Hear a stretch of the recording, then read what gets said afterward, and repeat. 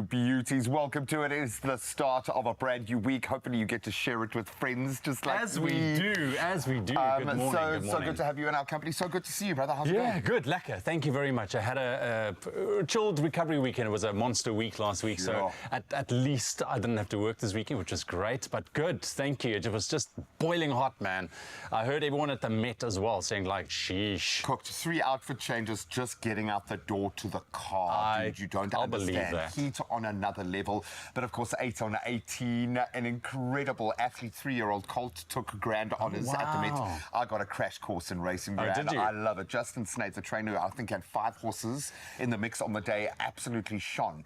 And so did this horse. I think Richard Fourie was in the saddle. An unbelievable moment in horse racing times. It's so cool to be there trackside. I was doing work for SABC Sport. Got to work with my first ever producer, Melinda Lombard, on her last ever production for the show. So Melinda, very emotional day for me. Absolutely love you and miss you so much. But what a really nice, really cool moment. So lots to feel grateful about this morning. And of course, we're going to be asking our viewers this in a second. But what are you most grateful for when you wake up in a morning like this? You know, I thought about it, and other than the fact that January's almost over, which is a good thing, I think we can all be very grateful for that. It's hard, you know, because there's so much going on. There's so much for me to be grateful for in my life. But I guess for me, and I want to get deep a little bit right now, it really is to wake up and go and do what I love, and haven't had the opportunity to be doing it for so long. I just came across a Facebook memory this morning of something like 8 years back on the show as well. Check that. Back in the old studios and stuff. And I just again, I saw like, you know what, man, it's good. I'm so blessed to be able to wake up and do what I love, what my passion is. But geez, that took me back, something like that. So and to know that sparked a couple of feeling good juices. I know, it's made me a little emotional seeing that. It's crazy. We've got so many moments in time that stand out like this, but when you look at this kind of, this incredible tenure we've had within this amazing company, and it literally is like a happy pill when you wake up in the morning. So I am feeling you, my friend, absolutely. Let's connect with one other shining bright face who, yes, was also melting at the Met, and rightly so, one of the top 10 best dressed. Good morning, madam. That is the introduction I need going forward, Gray. Good morning, Graham. Good morning, Ewan. And good morning to you, Mzansi. So good to be in your company. First thing on a Monday morning, we got to get into that good morning post and start on a foot of gratitude today, because we're asking you this question really simply. Let's start the day with some positivity, shall we? What's one good thing happening in your life right now? Now, we want you to hit us up on our Facebook page. You can find us at Expresso Show, or that WhatsApp line. Send a voice note to 0634088863 and let us know one thing, if you can choose one. Otherwise, top 3 best things happening in your life right now. When you have a posture of gratitude, you always make sure that your perspective is good, and it just makes you feel better. Your mental health is good, which means that you do good in the world. So share that with us, as we will share with you in just a bit. But for now, though, let's get into your first bit of news for the morning. Here's Ewan with the latest. Thank you so much, Carissa. 3 minutes past 6 o'clock. It's your Monday morning. I'm glad we started off on a good note. But for now, let's quickly take a look at the major news stories going into your Monday morning. Starting off with your national news, the Department of Transport confirmed that more than 121 million litres of jet fuel have been secured for OR Tambo International Airport, ensuring operations until the National Petroleum Refiners of South Africa's refinery reopens in February. Now, this follows an urgent meeting led by Minister Barbara Creecy with stakeholders to address shortages caused by a January fire at National Petroleum Refiners. Now, airlines had faced disruptions requiring alternative refueling at other airports. The secured fuel sourced from various suppliers will be imported through Durban, with shipments arriving in early February. And a tourist has tragically died after being charged and trampled by an elephant near the Malelana gate of the Kruger National Park in Mpumalanga.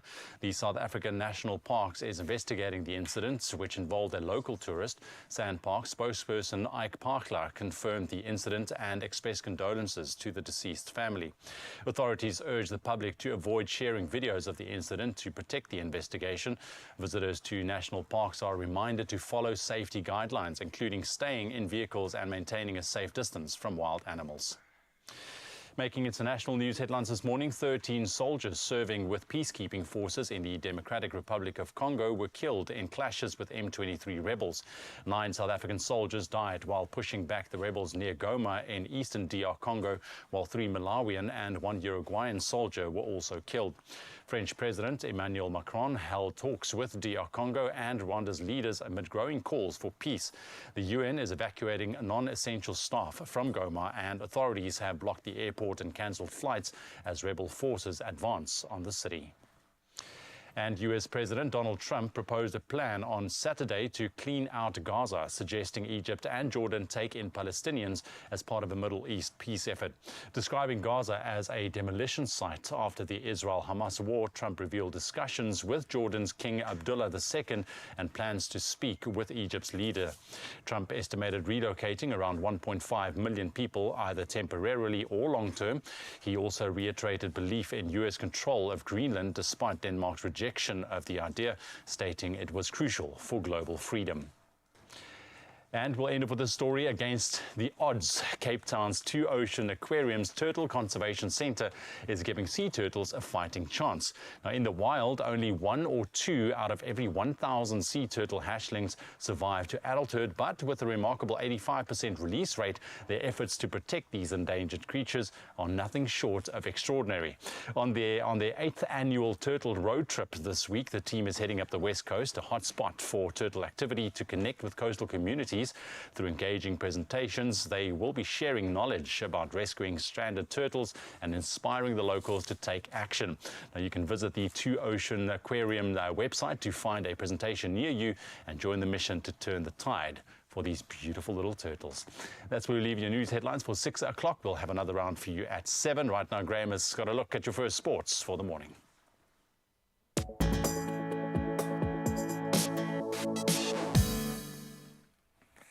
Well, speaking of turning the tide, it might still be early days, but let's focus on that first. Lisandro Martinez's deflected strike securing a 1-0 much-needed win for Manchester United against Fulham last night, easing some pressure on manager Ruben Amorim. So Martinez's effort deflected off Sasa Lukic broke the deadlock 12 minutes from time. United's 4th Premier League win now lifts them to 12th on the table, with Amorim admitting the team performs better away from Old Trafford, but great to see the Old Trafford faithful making the trip there and showing their worth as well. Then we turn to rugby, and bittersweet feelings about this. The Blitzboks settled for 4th at the Perth leg of the World Rugby 7 Series. That was after a 14-7 defeat at the hands of Spain in the bronze medal match. So earlier they lost 17-12 in extra time to host Australia in the semi-final, but it was Argentina who dominated the final, thrashing Australia 41-5 to secure back-to-back gold medals. That's how you do it in the final. Now let's go to the extended format of the game, and it was a weekend of mixed fortunes for South Africa's 4 URC teams.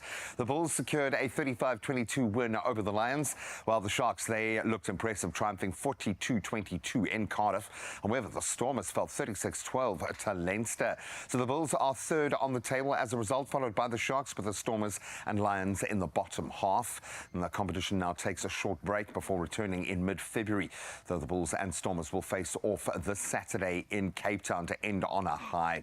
Well, speaking of which, let's turn to tennis. He's pretty much picked up where he left off last year. Jannik Sinner retained his Australian Open title with a dominant 6-3, 7-6. That was 7-4 on the tiebreak, and 6-3 victory over Alexander Zverev, becoming the first Italian to win 3 Grand Slam titles. Meanwhile, 29-year-old Madison Keys, who's been on fire throughout the tournament, she stunned world number 1 Aryna Sabalenka 6-3, 2-6, 7-5 to claim her first ever Grand Slam, ending Sabalenka's bid for a historic 3rd consecutive Melbourne crown. And then we've got to squeeze this one in, a massive weekend, the first big weekend for horse racing. And of course, we'll touch on 8 on 18, taking dominance in our next bulletin. But she ran absolute raw. That 3-year-old colt ran an absolutely stunning race at the Met on Saturday. But right now, it's the start of a new week, so let's see if the weather is playing ball.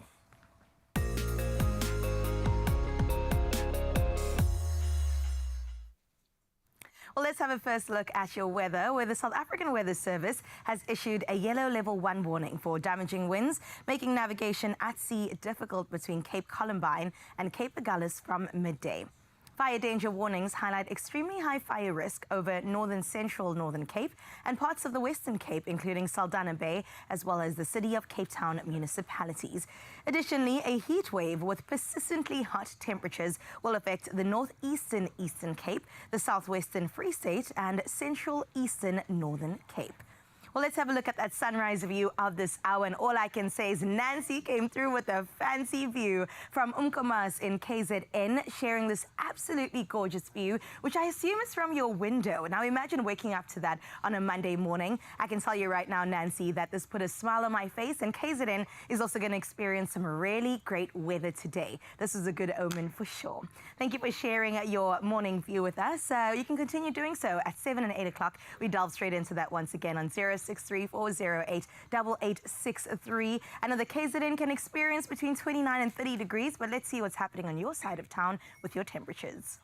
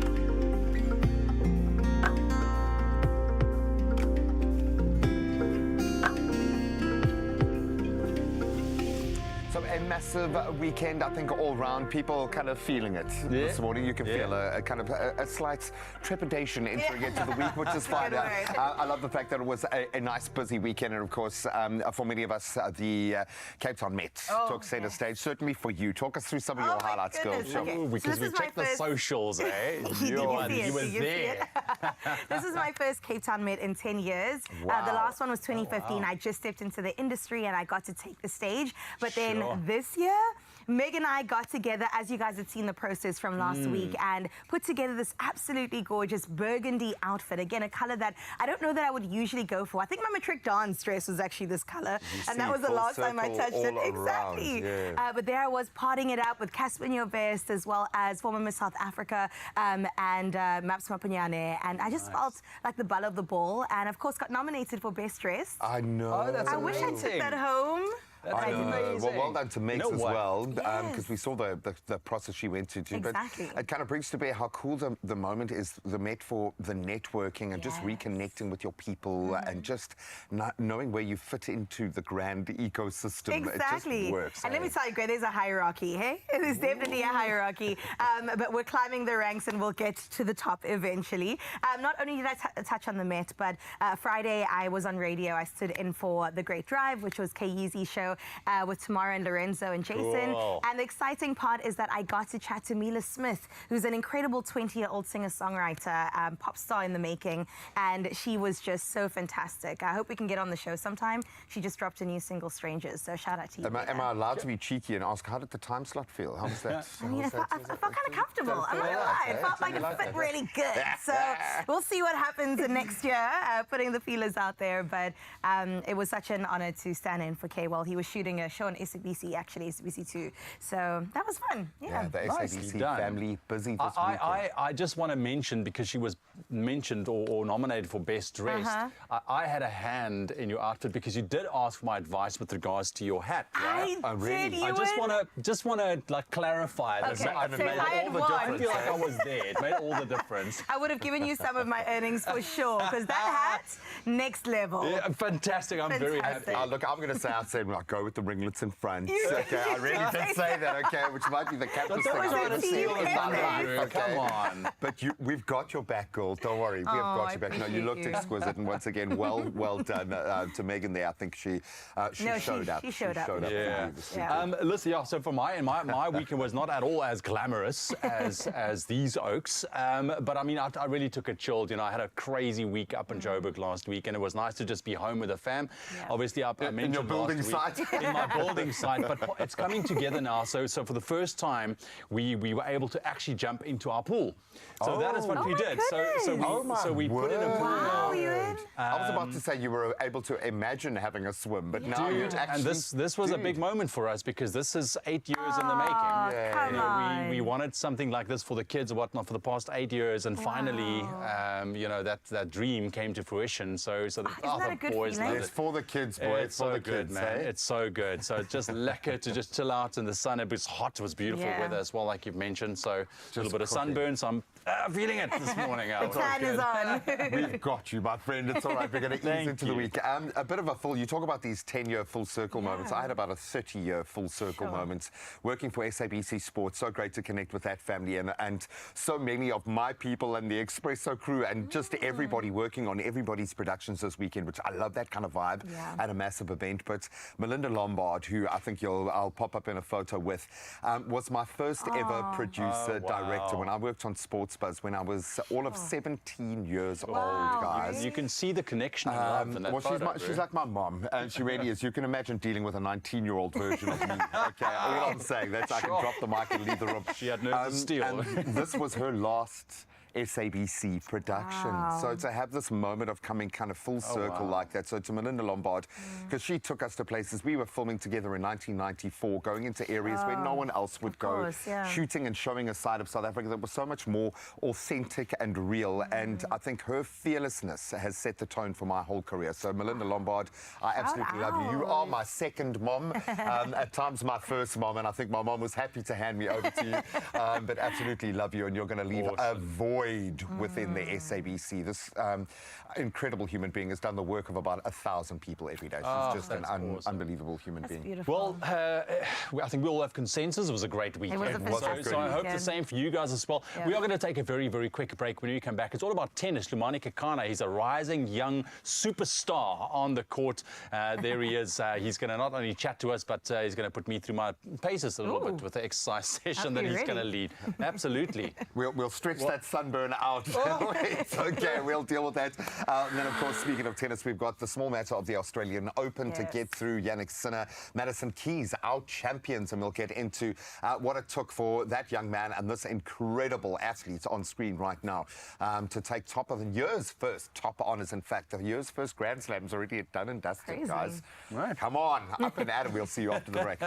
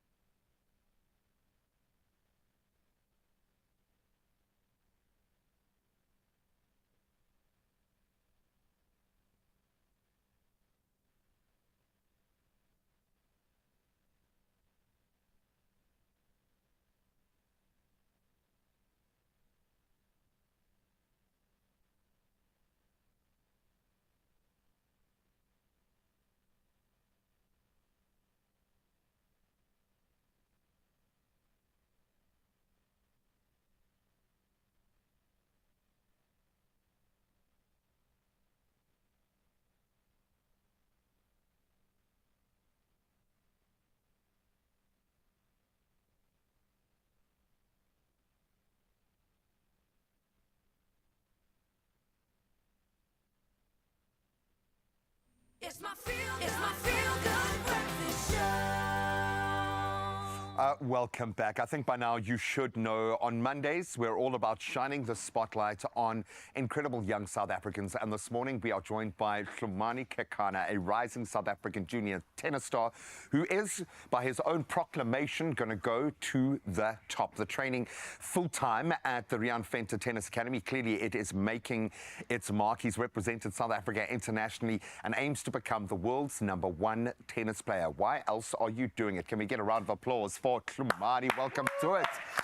I know we don't have a live studio audience. I wish we had a stadium of 2,500 people just screaming for you right now. Great to have you here. Just by virtue of the fact that your name was the name that we had to track down for this segment means you're doing something, my brother. So thank you so much for being here. I've got to ask, because you are, and I'll say this with all due respect, still incredibly young, but a tennis journey has to start young. Where did that journey start for you? Well, it started when I was 7 years old. I started playing tennis because as a kid, I was just a very athletic kid. I didn't like to sit down. So I was just, I saw tennis on TV one day and I just grew an interest because, I mean, as a kid, I didn't want to sit down. I just saw people running after a ball. So it automatically sparked an interest for me. I can do that. Exactly. It's a different beast, tennis, because there is a lot of expectation. When we talk about those individual, and I know you do play team elements, represented South Africa at the under-16s here in Africa, so I know there is a very strong team cohesion within the South African outfit, but when you're out there alone, man. What is it about that feeling that you love or hate? What is it about the thrill of that battle that gets you? Well, obviously, yeah, being in a team with all the top players in the country is a privilege. I mean, because I'm close to all of them, so it's a really exciting experience to be a part of such an amazing team, a group of people. Yeah, being alone on court, I mean, it comes with a lot of challenges because obviously you're alone, so you can't ask your teammate for help, you can't ask your coach really on court for help. But I mean, the fact that it's an individual sport gives me the chance to show my, how can I say, maybe I can say my willingness to work. So yeah, I think the fact that it's an individual sport, that's why I like it so much, and I just love playing the sport. And you've got to prove yourself every day, which I love. It's almost a reset every time you step out onto the court, whether you're training or whether you're competing. If you look back, and I know there have been a couple of standout moments, so I'm not going to say that there's going to be just one highlight, but when you do look back, what are some of those moments that stand out that make you most proud?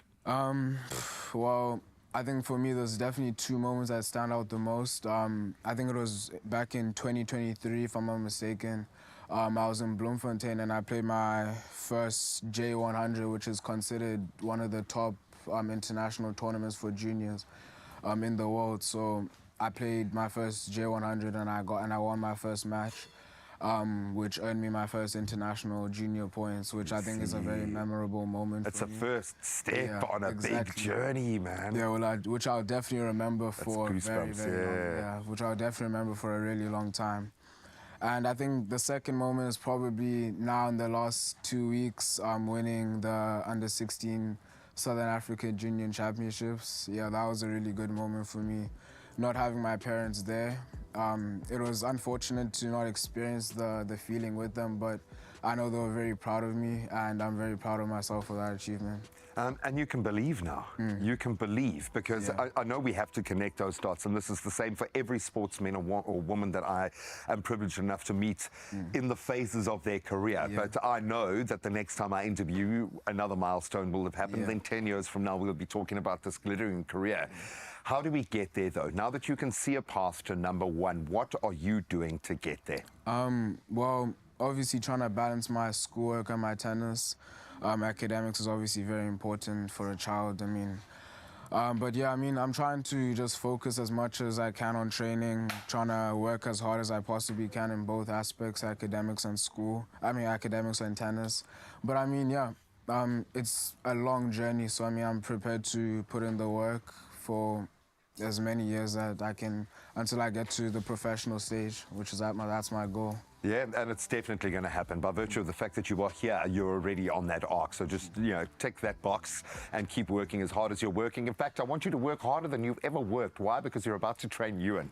And I want you to train him so hard this morning that he forgets about a career as a professional tennis player. No, he absolutely loves it. Dude, we could not be more proud of what you're doing, but the mindset and just this calm energy that you're exuding speaks volumes, dude. Hang on to that. Hang on to this fire and this passion. We cannot wait to see where he is going next. In fact, it's not too far away. A little training session just over there, I think.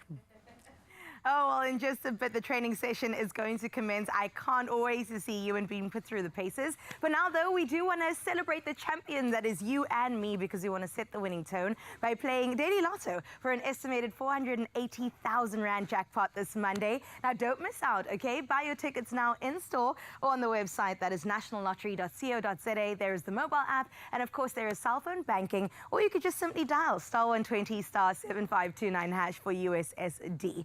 Now, those details are all on our Expresso social pages, as well as beautiful images of us at the Met. So go and check them out and play Daily Lotto for an estimated 480,000 Rand jackpot today for your chance at winning big. All you got to do is play now. So what are you waiting for?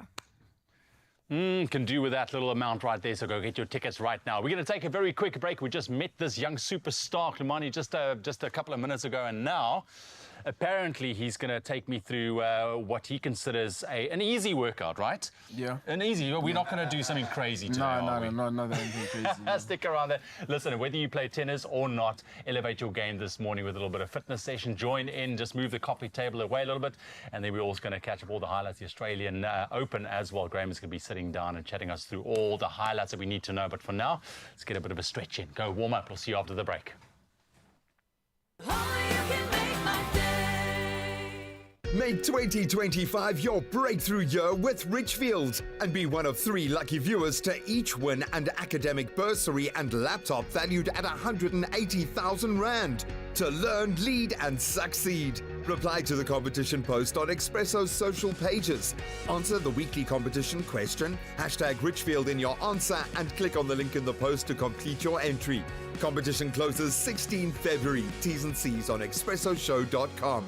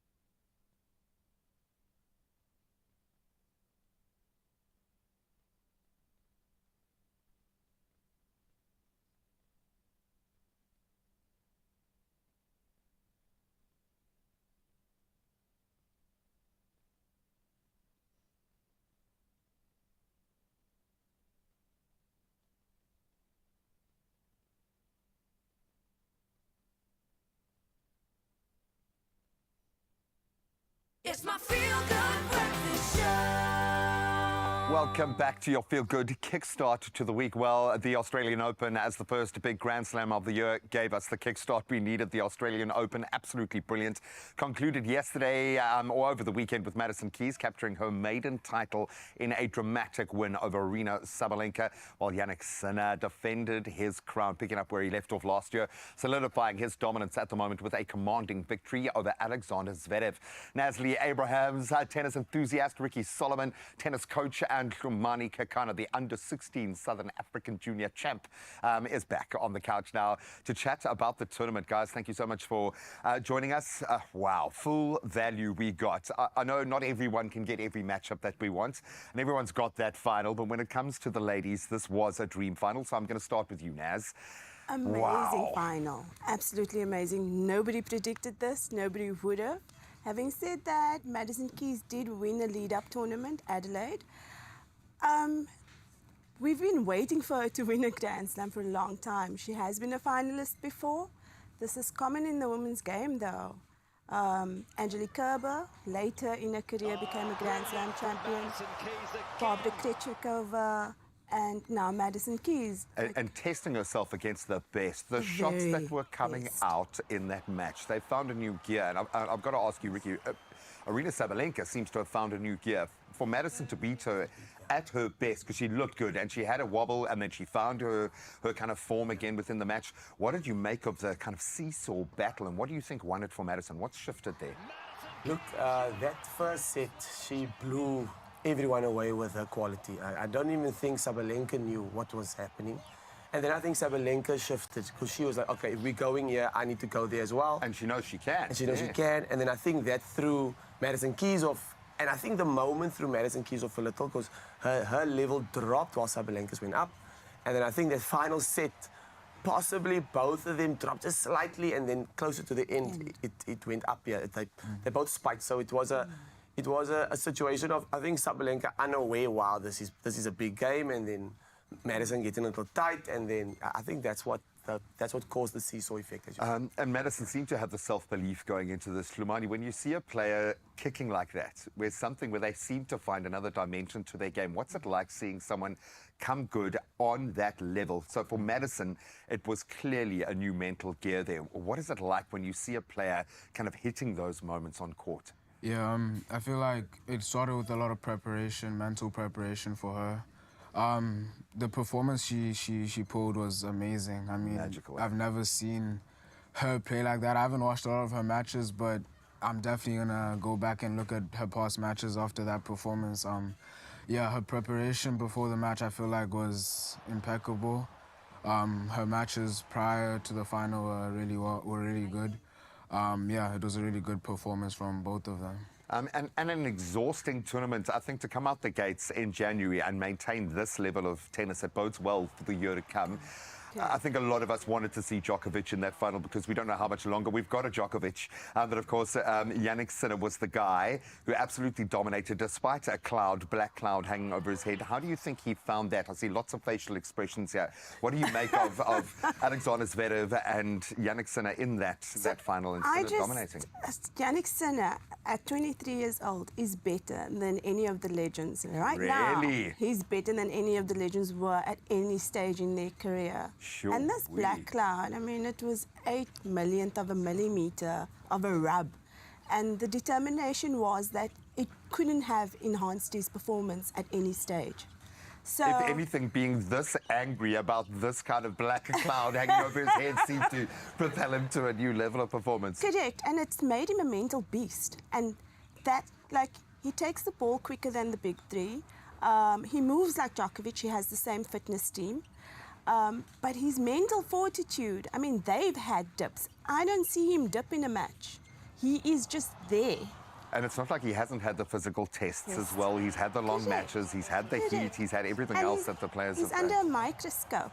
But I have to say this, right? So we watched the warm-up, and Zverev is stretching, and Sinner is being hypnotized with a tennis ball. Yeah. I mean, that is goosebump-inducing if you're a fan. Oh, completely. Well, it speaks to the mental elements. What does someone have to do to beat him, that being said, Sinner, this year? Because clearly this has set the tone for the rest of the year. So, as a tennis coach, I obviously focus on the details of the way they strike the ball, but even more than that, the pace of the shot itself. And so Sinner's pace of ball is bigger than anyone else. His serve isn't as big as the best, but his forehand and his backhand is ridiculous. And he has access to all angles of the court at high speed. So to beat him, you actually need to match him on the pace of the ball itself. So it's not It's not as simple as being mentally tough. It's not as simple as just getting the ball back. Getting the job done. You Yeah. have to meet him. If he's hitting balls at 140 Ks every shot, you need to be hitting at 140 Ks, and the other guys are not. I hate to say it, Hlumani, but Ewan can't hit balls at 180 Ks back at you, not even 140. I don't know. No, look, he's a big lad. He's a big, strong lad. He's got the genes to do it. I know you're inspired by what you see on court, but even more so to get out there and train. So we're going to give you an opportunity to do that. How nice was this as the first Grand Slam of the year? We also get So to share the happy. couch with greatness on the way, and we're going to see that play out now in a training session that, yes, we have very happily thrown Ewan under the bus for. No, Hlumani did mention that he's going to take it really, really easy. But like I've mentioned earlier on, whether you play tennis or not, get ready to elevate your game as Hlumani Kekana, he's here, the South African junior tennis sensation, takes us through a bit of a high-energy tennis fitness session. We're talking from agility to strength. He'll be sharing some exercises that keep him tournament ready and performing at his best. And the man himself is just stepping in right now. All right, my friend, so here we have it from the junior tennis pro, my friend. I imagine when it comes to tennis, and I'm not a tennis player at all, but I have played before, but range of motion, explosive power and strength, I think plays a big role with you being on the court, right? Yeah, definitely. Yeah. So take us through. What have you got planned today? Because everyone's hyping this up that I'm going to be lying on the floor afterwards. No. Thank goodness. I mean, I don't want to do anything that's gonna hurt you. I am a little bit old, so... Yeah. So I think we can just start, because, I mean, when I'm warming up, I don't normally start with running off immediately. I try and loosen up my body with some light stretches. All right. Like this. I'll join you. Yeah. And you at home can join in, because this is great to do early in the morning. Yeah, All right. definitely.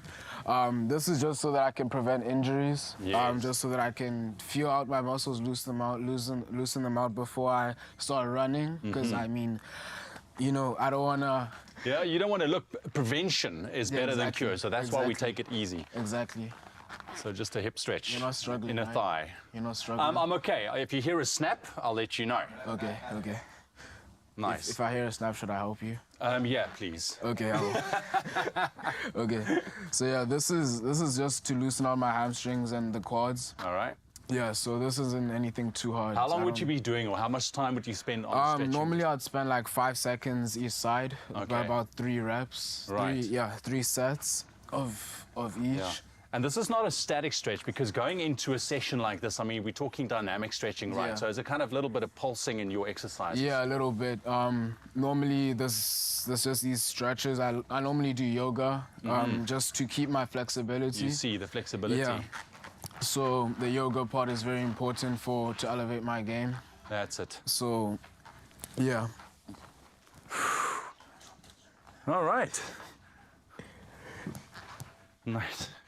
And do the other one. You're And- feeling and loose, right? I'm getting there, my friend. I'm getting there. You know, I'm glad we're doing this both sides, because you're going to be Nothing balanced. hurting yet? Nothing hurting? Nothing hurting, my friend. So far, so good. That's great, that's great. Yeah, it's nothing too complicated. Yeah. Let's just test out the balance now. You just have to, like this, stand like this. Yeah, just like that, yeah. All right. Okay, this other one is going to pose a problem. There we go. Ooh, This is... Wait, hang on. We got this. There we go. yeah, just like that. Nice. All right. This is just to loosen out like the side hammies here. Yes. Yeah, so it's nothing too complicated. Yeah. That's maybe about all. There's definitely one that people normally struggle with. I don't normally struggle with it. Is touching the floor. Oh, my goodness. Okay, well. Yeah, so it's just here and then. Yeah, just, that might be a challenge. Yeah, people Oh, normally. come yeah. on. Okay, I've got 2 fingers down. Okay. I've got 2 fingers down. I think that's better than a lot of my friends. A lot of my friends can't really touch the ground. I'm loving it. Yeah. The compliments. Okay, I'm going to go down further. Okay, I've got all 5 fingers now. Yeah, and then you can just open up your legs and do the same thing. If Okay. you can. Don't Like the same pop- thing? Yeah, just the same thing like that. Okay. And then okay. just lean to the right. And again to the left. I see flexibility really does play a big role Yeah, definitely. on the court, Yeah, especially. But also in everyday life, if you think Yeah. about it. yeah. Yeah, Nice. I think that's about all. And then Yeah. I'll start with my runnings. I'd run about 3 laps around the courts, just loosening out my arms again. That's it, yeah. And yeah, Because I mean, that's- yes, the legs obviously carrying you over the court, but I Exactly. mean the upper body for that strength and what Exactly. you need that flexibility, Yeah, right? yeah, definitely. Jeez, and what about training in like with weight training and that? Is that stuff you engage in as well? Yeah, I try to stay away from weights as much as I can, just not to strain, just so I don't strain my muscles. I normally use resistant bands and things like that. So this exercise, I don't think we have a resistant band here, but this exercise, normally we have a wall or a pole that we keep the resistant band and we stand like this, yeah. Because this is Right. like the tennis movement, normally that this is for a backhand and this is Yes. for a forehand. So it's like, yeah, That's it. and then, yeah. Jeez, buddy. Listen, I know that you only gave us literally the tip, the very tip of the iceberg in Yeah. terms of what you've done, but congratulations on your success, my Thank friend. you. I hope this year is going to unfold for you in Yeah. miraculous ways. Thank you so much. Thank you very much for joining us. Thanks for getting me warm Thank and you. supple this morning, which Yeah. is great. Really Definitely. appreciate that. All right. So there's a little fitness tip for you this morning. Make sure whenever you wake up, just like Lamani, if you're a tennis player or not, get into those stretches because it's just as important as a good exercise routine. Whew, even me, I'm stretching. Do you know why? I'm trying to make room in the tummy for some good things. Ewan has warmed up because he's going to be joining you to create something really special, and it is a Mediterranean-inspired platter. Now, if you're wondering who this gorgeous woman is next to me, she's not only super pretty, but she's also super talented when it comes to culinary skills. I've got Mini Mummy in the building. Of course, Shannon Smith is going to show us exactly how to do this, and we're really excited to get back in the kitchen with you. Thank you. It's gonna Thank be you a for good having time. me. No, of course. So continue the stretching, make some room in that tummy, and make sure that we see you after this. Only you can make my day.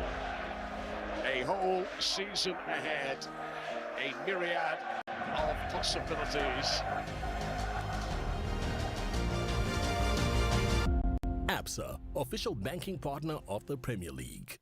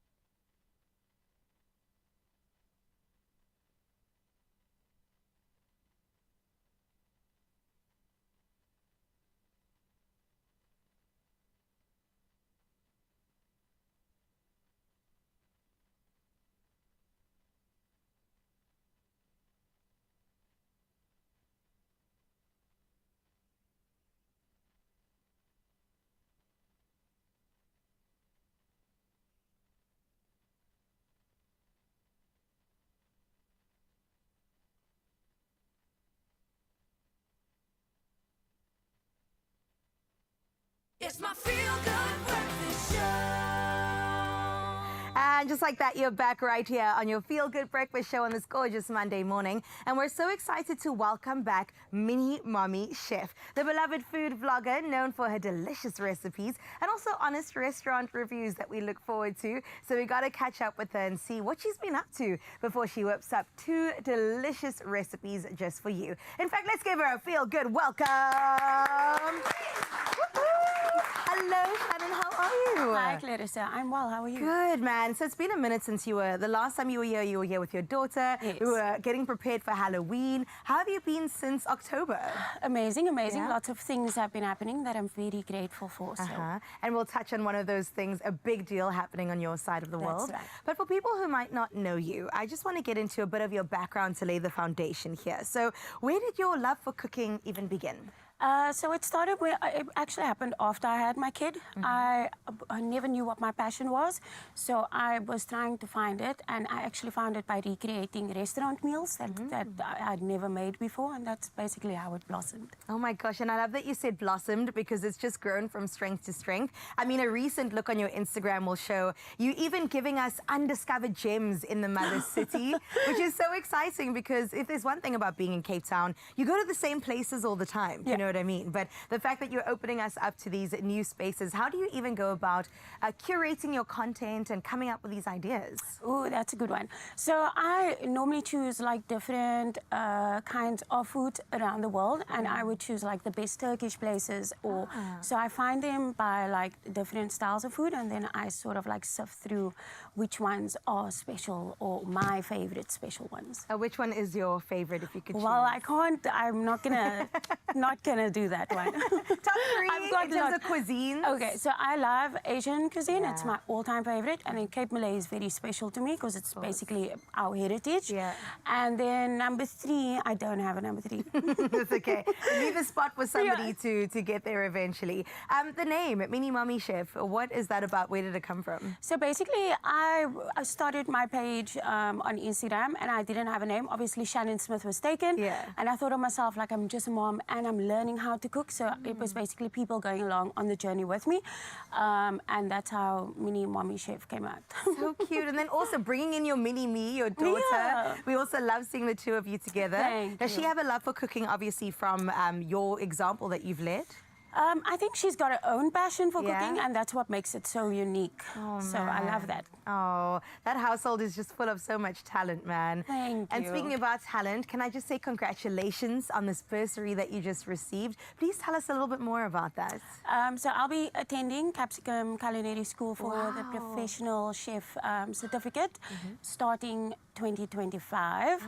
I actually entered a competition online, a bursary competition, and there were 150 applicants, narrowed down to 4 of us competing in studio. Wow. We had to make a butternut ravioli from scratch with 4 ingredients: flour, butter, egg, and a whole butternut.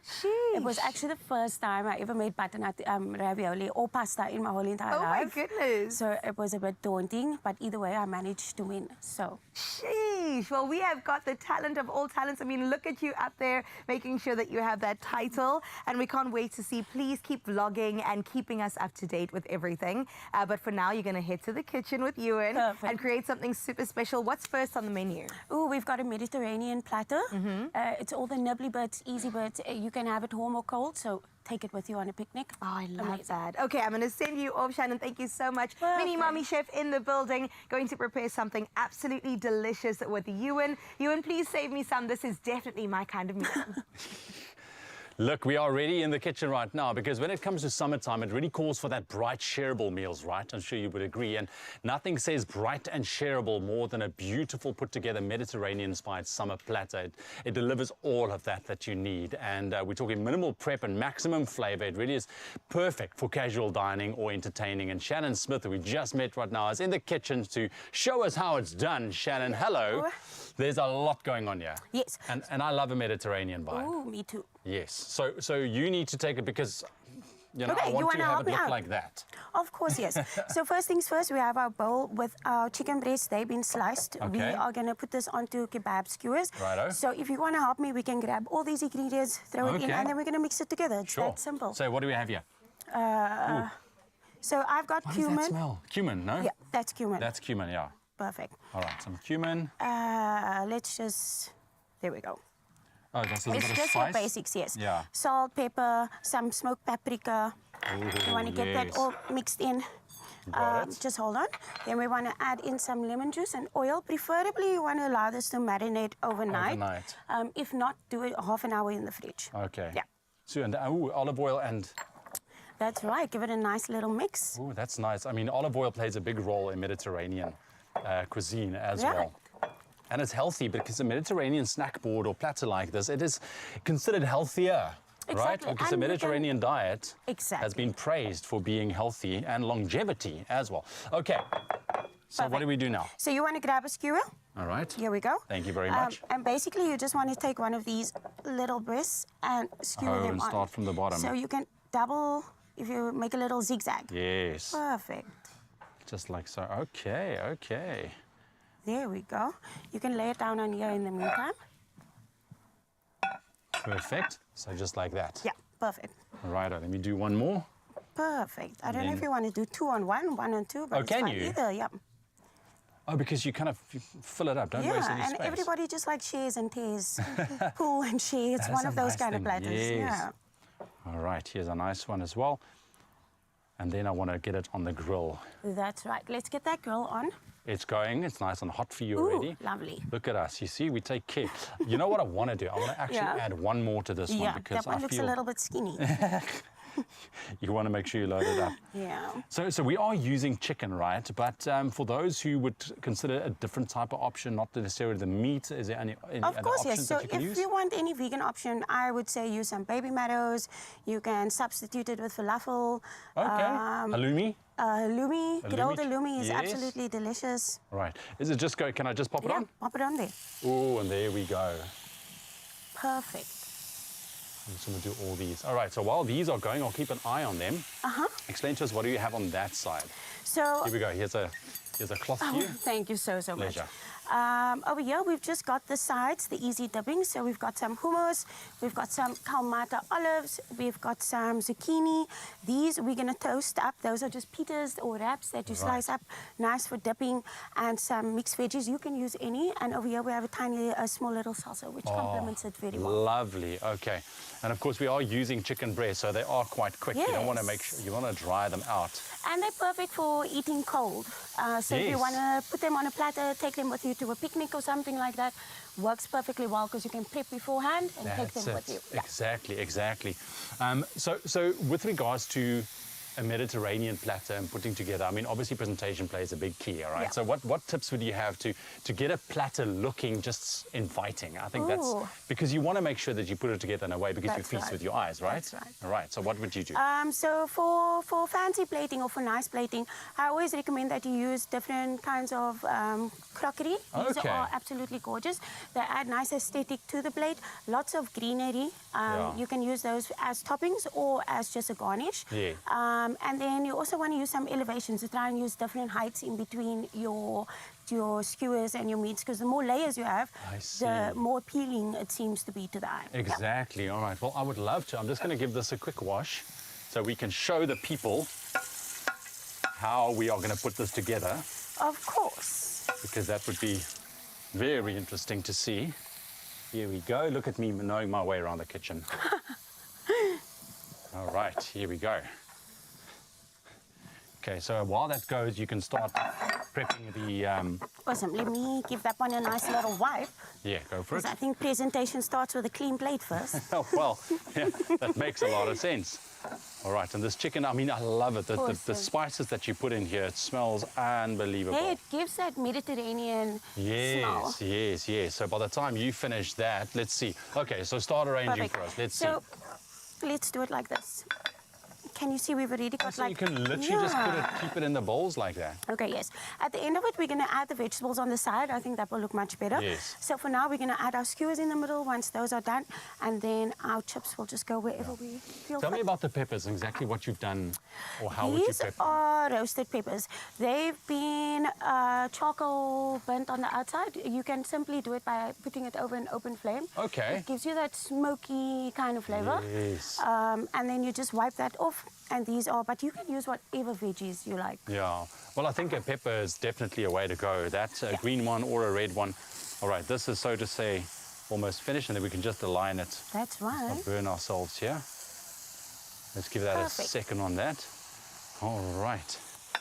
Big plans for 2025? Mini mommy chef? I'm officially a student. I feel like I'm going to be the oldest 30-year-old grandma in the No campus, way. but it's fine. They're going to be calling me auntie. Yeah, oh my goodness. Oh, But I'm I think, excited for I think it. they will respect you more than anything else. All right. So this is about done, but let's just quickly give it a plate Amazing. just to see. Okay. So let me bring this out this way, and then we can do it pretty Yes. over here. Right. I love that. So the skewers would go where exactly? So if you want to put those skewers along here and like with the so? stick stays pasting out, yes, Oh, that's ho, great. ho. So you can Look just at put that. them all like that. And already we've got a pretty little picture. The perfectionist much? Like so. Let's do one more. There we go. You can just pop on that. That's so it. now it's already looking quite pretty, and we can add some finishing touches. We can go with the veggies over here. That's it. Put this over here. Maybe this one over here. Okay, wait, let's leave that one there. So usually, It's a puzzle. It's yeah, a puzzle. usually if you're at a picnic or something, you can serve them like this. Yes. And Oh, all man. people have to do is take them, eat them, easy to eat, easy to share. That's the I thing, mean, yeah, you couldn't ask got a for a platter. better platter. Yep. Shannon, thank you very much for joining us to Thank give you us for a little bit of having me. inspiration going into I think the new work week, and this is definitely something you can put in your recipe bank for now. You can also get the full recipe and all the ingredients on our website, expressoshow.com. It's all there for you, but a nice, beautiful, bright, healthy option when it comes to a snacking board. So thank you very much. Really Perfect, appreciate thank it. you. Oh, I love it. And of course, we are fast approaching the news and saying goodbye to the first hour of the show, but a lot still to come. From fresh flavors to a fresh talent with a voice like he's been doing it for decades. I'm talking about saxophonist, singer, songwriter Sells. His music sensibility is next level. The voice is sounding amazing. Cannot wait to connect with him and introduce the human being behind all that talent. And then, of course, the Hope Exchange, well, they never stop working, but they're about to renew our interest in their Feed 5,000 campaign. And this is on the back of feeding some 14,000 people over this festive season. We'll find out how they do it and did it after this. Only you can make my day.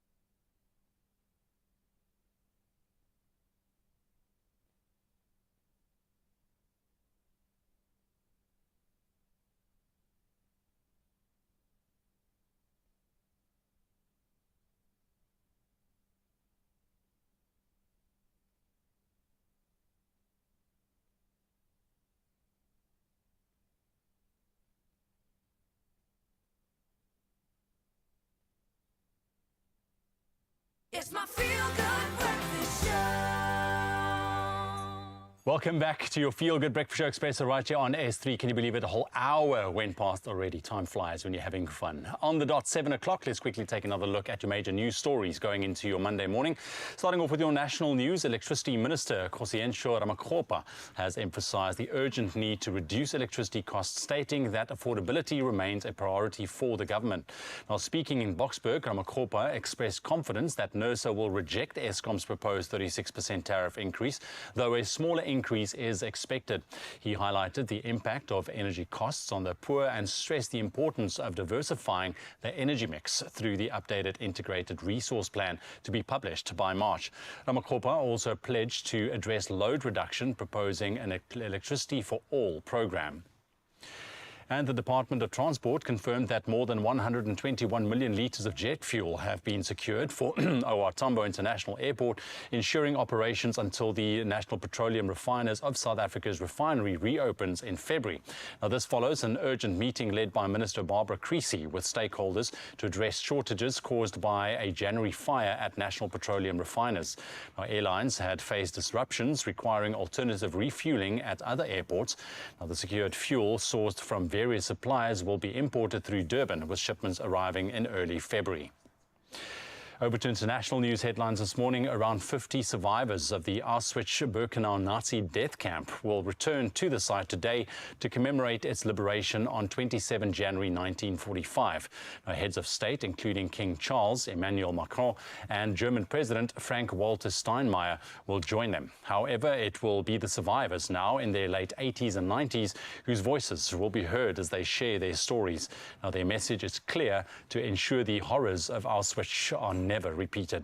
Temperatures remain above freezing, and a heated tent has been set up for the survivors. And 13 soldiers serving with peacekeeping forces in the Democratic Republic of Congo were killed in clashes with M23 rebels.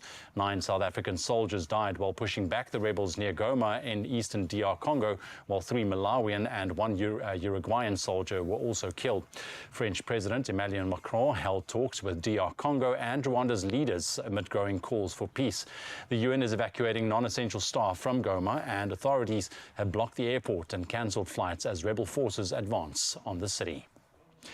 And we'll finish off with this story. The Kalahari Arts and Heritage Festival wrapped up on a rather high note on Saturday, bringing together vibrant groups from Platfontein in Kimberley, the Kalahari, Namibia and Botswana to celebrate the Khoisan San culture near the Namibian border in the Northern Cape. Now, over 2 days, festival goers were treated to dazzling cultural performances and dances showcasing the rich traditions of these communities.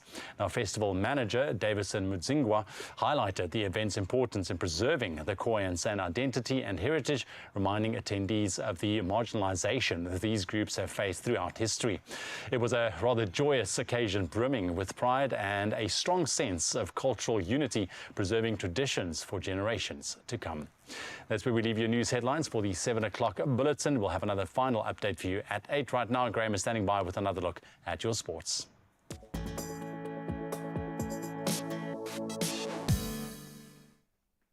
Thank you so much, Ewan. Seldom do we have so much interest in the bottom half and the middle of the footballing table, but that's certainly the case with the Premier League, and it's underpinned by Lissandro Martinez's deflected strike yesterday that secured a 1-0 win for Manchester United against Fulham, easing pressure on manager Ruben Amorim. It really was a gutsy performance from those players, and I think that's what they needed. Martinez's effort deflecting of Sasa Lukic, and that broke the deadlock 12 minutes from time.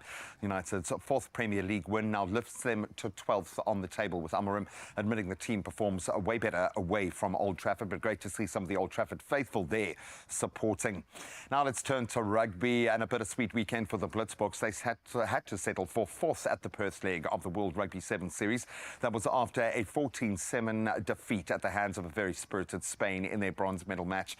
So earlier they lost 17-12 in extra time to host Australia in their semi-final, but it was ultimately Argentina who dominated that final, thrashing Australia Australia 41-5 to secure now back-to-back gold medals, laying down a marker for the season.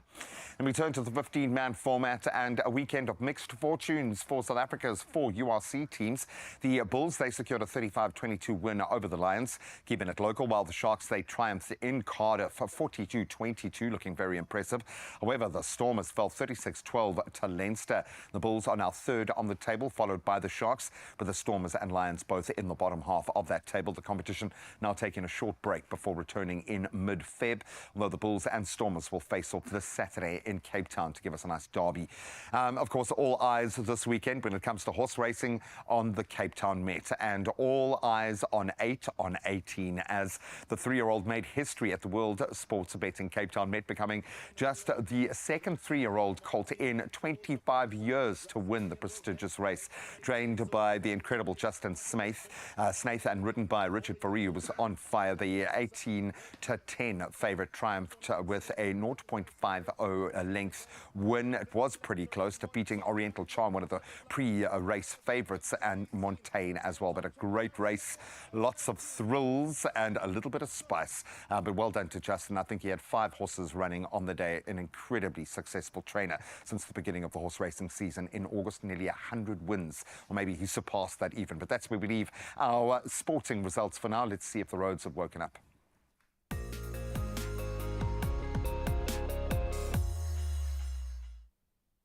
Thank you so much, G-Man. Let's have a first look at your roads for this morning.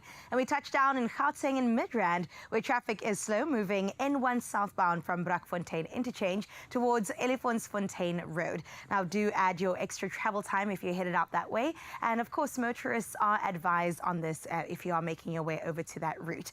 Then we touch down in the Mother City in Cape Town, in High Default in particular, where delays are expected as a result of an accident on the N2 inbound after airport approach. Recovery of the scene is currently underway, so stick to the right-hand side of the road. And wherever you're headed, as always, do remain vigilant while driving. We definitely want you to arrive to your destination safely.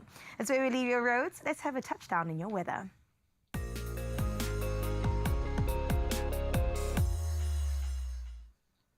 Environmental news this morning highlights the Western Cape's role in renewable energy innovation.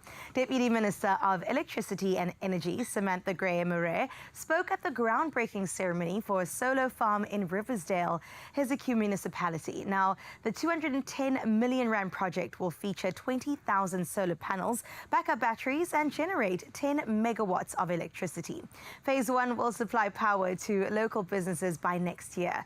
Graham-Murray praised the provincial government's foresight, noting that the energy crisis is not only national, but requires regional solutions to ensure energy security in the Western Cape.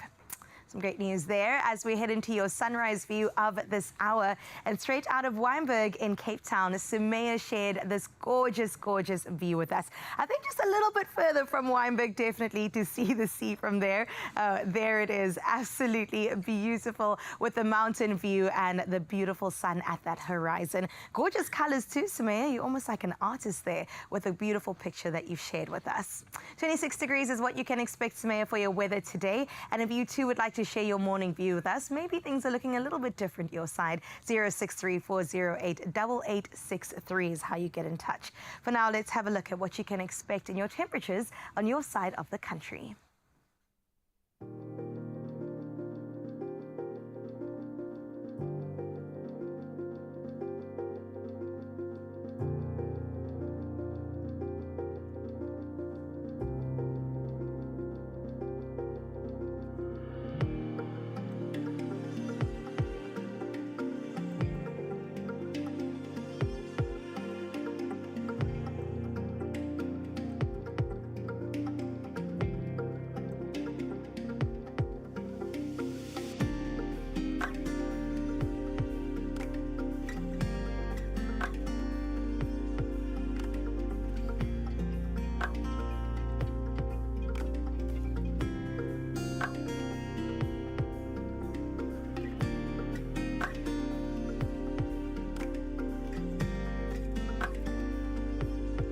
Now that is a sunrise. That is a sunrise, and if that that doesn't give a smile on your dial this morning, I don't know what will. That is beautiful all the way from Wynberg. Thank you very much for sharing. It looks stunning. Remember, we always love seeing your morning view, so continue sending it to us, 0634088863, and let us celebrate every single new day with you.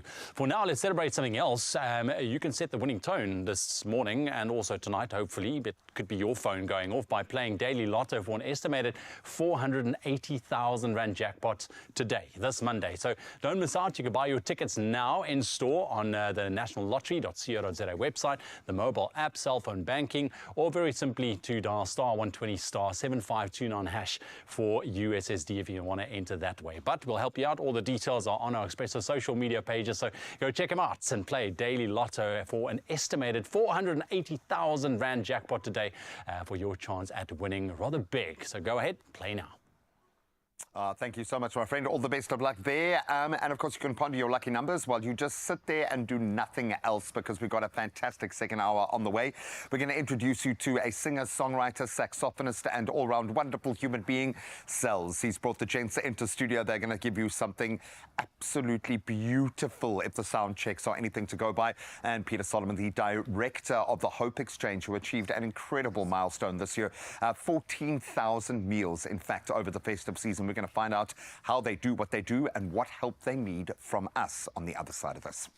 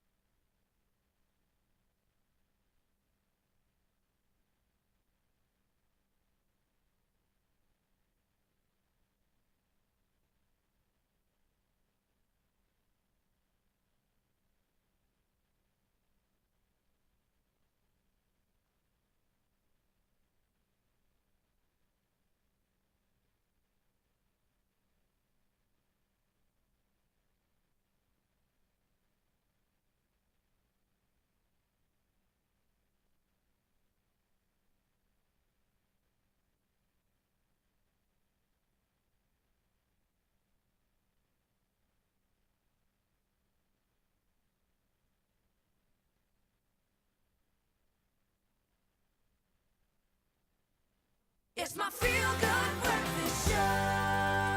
Welcome back, you beauties. Thank you so much for keeping it locked in. You're going to get your Juster Awards in a moment, listening to Cells warm up his voice and the instruments for his performance. Oh, something magical headed your way. But I'm going to look back for a moment now at something magical that took place over the festive season.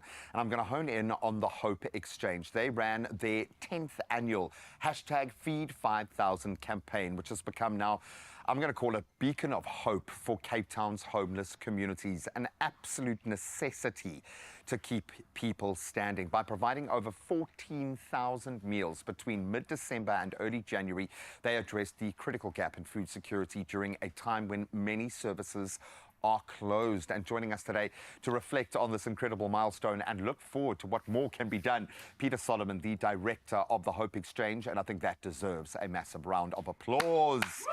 14,000 meals. I think we have to start there. Well done. well done. I know you don't do this for the pat on the back, that I'm sure you've had a few. When you look back, though, this must be a milestone achievement for you, considering the desperation that we have felt in the years building up to this. How were you able to pull this off? Thank you. We've had loyal support over the past 10 years, and so this milestone has been a celebration of a decade of nourishing hope, a decade of nourishing meals, and community service. So it's been a really, really special period that we've ended, and grateful for the support that we've had along the way. And the trust that you've been able to build, because that goes both ways, and working within these communities, and I think I would love to start there. We have this view, many of us, that we're just waiting for them to climb the rungs of society, to come out of the homeless space and just be drafted back into society. But there are many gaps, not just a nutritional gap, but many, many challenges faced there. What does it mean to the people that you are ultimately able to help, especially over the times like the festive season, this kind of impact? Why do you do the work that you do? Because there's a need, and the need is great. And so what it means to our clients, without, at the risk of sounding overdramatic, one person I interacted with during this campaign, this season, came to me and said, "You save lives." Yeah. And so that's the impact, that I hadn't ever experienced that particular type of feedback before. And he was, at the time, having just received his meal, was saving half of it to go and walk about another 3 blocks to where his mate was, who was too ill to arrive at our premises for a meal, and he was going to go and share it with him.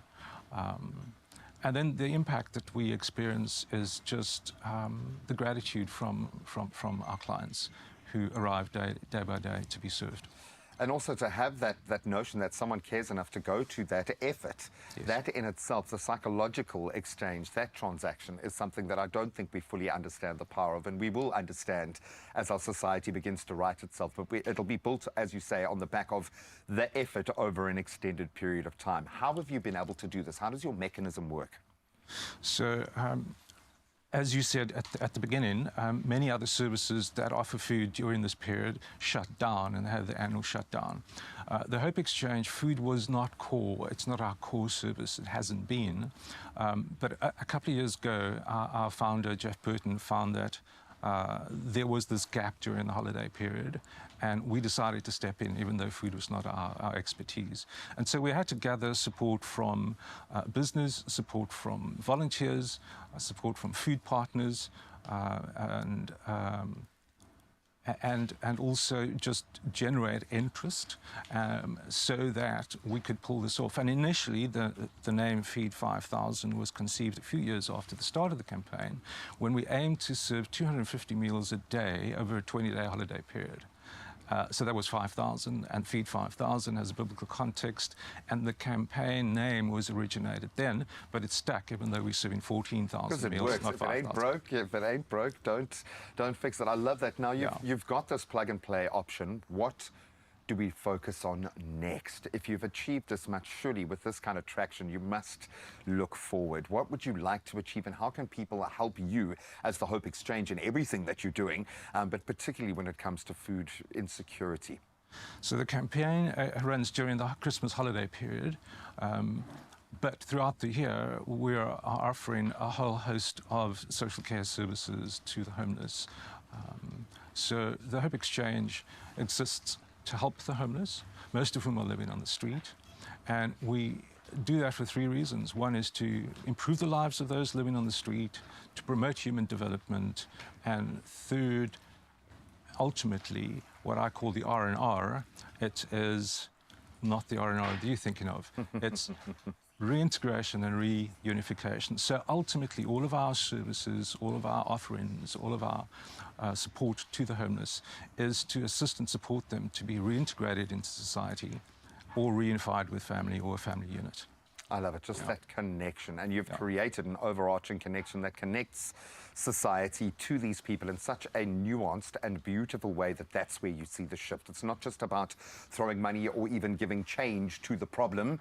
It's about finding the structures and building those structures and having the bravery, the fortitude to do that. So congratulations on what you've achieved. I know that you are not about that pat on the back, as I said, but please take it from where it's coming from. 14,000 meals over such a critical period, but on the back of a decade of doing the hard yards. So the Hope Exchange is there throughout the year, providing critical services for those that are often so far disconnected from society that they desperately do need a champion like this. So thank you so much for being that voice and that action every day. We appreciate you, man. Thank you. Oh, I love that. Well, moving from inspiration to hope, right now it is time to roll up your sleeves and dive into another episode of Handy Heroes. Absolutely. So the pros at Build It Mossel Bay, they are ready to share their must-know DIY tips and painting hacks to make your next project absolutely effortless. I'm going to take note on this one. Look, sleeves going up.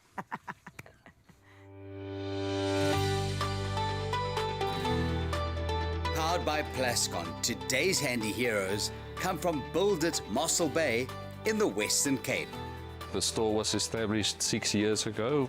The store was actually voted Western Cape Build It Store of the Year in 2023. And I believe that's due to the fact that we have a can-do attitude. What makes me most proud about the store is undoubtedly the people. There's an attitude in the store among the people. It's a can-do attitude. It's a service-orientated attitude where the customer comes first. What I believe makes us stand out from other hardware stores is definitely our service. For us, there's no such thing as it cannot be done. What sets us apart for Plascon products specifically is we probably have the best paint specialists in the garden route, so they will provide you with expert advice. Plascon is basis, hulle verkoop hulle self. Omrede van die name is al lankal in die industrie. Plascon is die een. My favorite gunsteling, ek het 'n passie vir hierdie verf. As jy 'n wall seal, as jy 'n verf soek wat alles kan doen, as dit hierdie een in Plascon. Hy is basies 'n waterproof, hy's 'n top coat, hy's washable, hy het 'n low sheen. So wall seal is die een. From me. My DIY tip relates to paint again, so get expert advice before you start out and do it right the first time. Today's Handy Heroes is powered by Plascon Wall and All. Unmatched dirt, stain, water and fade resistance to keep your walls beautiful for years. Plascon, together we've got this.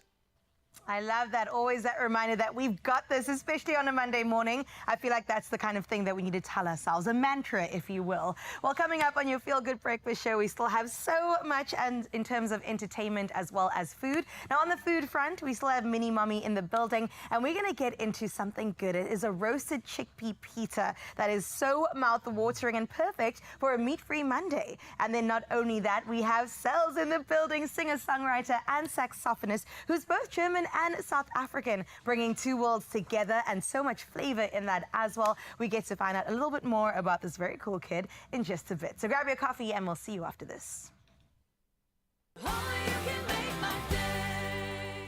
Win a Toyota Corolla Cross 1.8 XS Hybrid with Plascon's 2025 Hybridity Color Forecast Competition. Spend 500 Rand or more on any Plascon products. WhatsApp your receipt, name and ID to this number. T's and C's apply.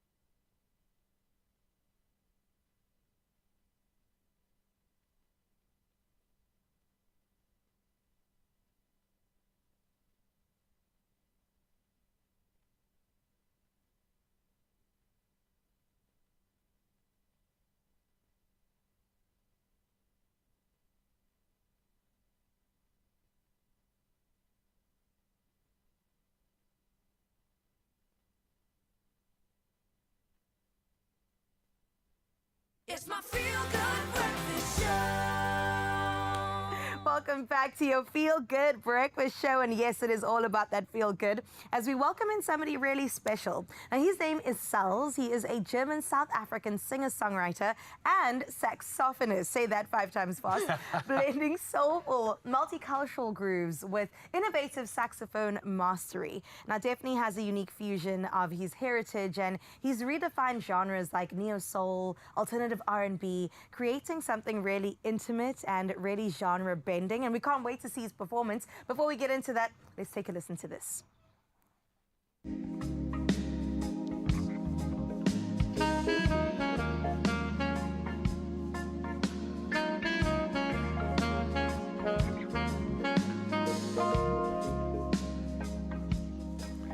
Ladies and gentlemen, let's welcome the man himself, Sels, to our studio. Oh, my friend, it's so good. We were just having a discussion because you were busy sound checking, and I said to Carissa, when I listen to your music, it's as if time just slows down. That's what I want to know. That's basically the goal, right? Yeah. Welcome. Sels, quickly, talk to me about the name. It's derived from your actual name. Yeah, actually, so my name is Marcel, and my surname is Zettel. It's a German surname. So, yeah, and my friends call me Sally or Sel. So that was just the kind of available artist name. I was like, oh, that sounds nice. It works. It works. Listen, it's great. I mean, you pull inspiration from South African heritage, from German heritage as well. We had a little bit of a taste of it, but how would you put it in your own words? How does it influence your music? A lot. So it's black music, essentially, soul and R&B. And I've come to South Africa all my life. I was privileged enough to go back and forth, holidays during school time. So I was always influenced by my South African family, the South African history, and especially the mentality also. Yeah. So where do you call home nowadays? That's a great question. I'm German. I'm a German boy, essentially. I'm born in Germany and raised in Germany, and I live in Munich. And nice. Yeah, I'm trying to be here as much as possible, and preferably get both seasons. So summer season Munich, summer season in South Africa, and get the best of both worlds, kind of. Absolutely, Yeah, nice. I love that. German? Gute Nacht. Gute Nacht. I've got one.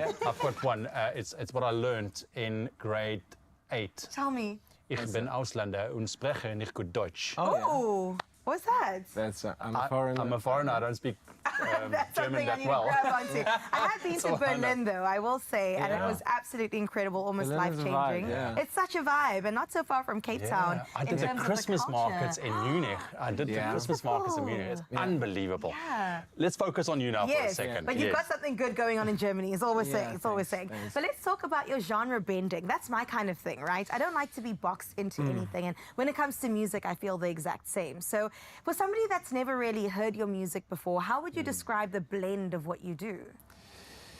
So, like the genre is soul and R&B. It's so difficult. Like you always, if you submit music, if you upload it to like the streaming platforms, you have to go like genre, subgenre, second subgenre, and then you have to be like, okay, listen to all the different and. We artists, we all struggle to box ourselves. For sure. So I'm trying to, don't be in these boxes, but it's soul and R&B, and then I blend some jazz in there, also pop. I'm influenced by Michael Jackson, Justin Timberlake. These were my... I love that. Are you a 90s kid? Yeah, 2000s. Born in 1996. So, Okay, yeah. 100%. Look, we are so privileged to have you here because your sounds are unbelievable. Because the minute you start playing, just images form in your head of where you want to be and what you want to be doing whilst you're listening to your music. But you've got a busy schedule coming up. It's a Sonic Bridges tour that's kicking off this weekend. What's the vibe? What are you going to be doing there, and what do you expect from it? Yeah, so I'm on tour in South Africa, Cape Town and Joburg with the High Rollers. And so we're playing Kaya Cafe on the 2nd of Feb, up the creek Athletic Nice. Club Social. That's always a vibe, eh? And Open Wine on the 20th, featuring All Killer the G. best places. Yeah, we're also releasing a song together in March. So I'm doing collaborations with South African artists as well. Yeah. And yeah, it's gonna be an hour set, and wow. you're gonna check out the vibes now. Oh yeah, I we're going to suppose, yeah. experience a little bit of that. Front row seats, in fact, into what you can expect. Where can we get tickets? How can people get involved? Yeah, just go on my Instagram Yeah. or on my homepage. Love that. And I think quicket.co.za is Yeah. also where you can get the tickets. perfect. Just quickly, because you drop collaborations, is this something that you're big on? Is this something that you enjoy doing, especially, being, Germany and South Africa and collaborating with the local artists here as well? Is that a big deal for you as a musician? yes, very much so. Magazines have called me a serial collaborator. So, Nice. No, I love that's that. definitely part of my musical identity. Yeah. I've done collaborations with a producer from Antigua. His Wow. name is Blue Glass. It's a small Caribbean island. He's my main producer. We've done Turkey, France, South Africa. Sure. Yeah, I can't name it There's all. too but- many. That's everything to me. From a but I serial love that, collaborator. global connection. I love and, that. The digital time just makes it possible. You can Absolutely. collaborate. Looks like with you're just people loving from your life. all and I over. love to see you it. It's good. Well, I it's absolutely fun. love that, Salz. It is fun, and we're about to have some fun. I can't wait to get into it. I'm telling you, you are in for such a treat, Expresso fam. But we're going to keep you wanting and waiting just a little bit longer because we have to get into the kitchen once again to get into something delicious. We are back in the kitchen. I'm loving being here with the mini mommy chef. Shannon is absolutely amazing. Just take me through some of her culinary journey, likewise my own. But if you are looking in your own culinary journey for a dish that is packed with flavor, easy to prepare and perfect for lunch or for dinner, we even could have it for breakfast this morning. These roasted curried chicken pita wraps are sure to hit the spot. They are delicious. They are jam-packed with flavor, and they are great for the kids as well. Mommy? That's right. I think so. So where do we start, actually? Because there's a lot of flavors, but it's actually a really simple, just from a throw-together kind of meal, right? Perfect. So we're still keeping it Mediterranean style on this end. We're doing the roasted curry chicken pitas. Over here we've got chicken, and then we've got our spices, some cumin, some curry spice, your usual salt, peppers. You can go ahead and help me throw that in. I love that. Okay, talk me through what's going in Perfect. here. A bit of So you've got some paprika, some curry powder. Over here we have some cumin. garlic powder. That's right. And then we can end it off with some oil to coat it. Again, we want to keep this in the fridge overnight, if not a half an hour before you cook it. At should least be a fine. half an hour, sure. And I suppose, yeah, the joy is if you can, the longer you can leave it, the more those flavors are going to infuse. And you want this to taste like it's been sitting and cooking in a curry here overnight. And you don't have to do that. You can achieve that just with a really good spicy marinade. That's I right. love It also that. helps tenderize the chicken breast. Aha. So you end up with more succulent, juicy kind of meat, which I absolutely adore. For sure, especially with a lean cut of chicken. The white meat doesn't carry a lot of fat, That's right. obviously, so it's going to dry out quite quickly. So flavor, flavor, flavor. I love that. That's correct. Do you want to go ahead and switch on the pan? And then I'll talk you through what we're doing with on this side. Right. Okay, I've got it on a highish heat, smallish Perfect. pieces, and we just rock and roll. Amazing. You can just throw that in. I know there's oil on the chicken itself. Do we want to put a bit more oil in the pan? We can just What do a would you splash, recommend? but not necessarily. Just a little bit. We're keeping it healthy today. I love that. And I know everyone approaches health in a different way. Some people are doing high fat, high protein. Some people really, well balanced. Some people the low fat. Whatever it is for you, it's about finding your mode and finding flavors that work well within that. And I think for me, when I want to kind of ramp up the protein but not feel like I'm missing out on anything else, the goodness in our fresh produce, something like a pita, the Mediterranean style, in fact, is great. Yes.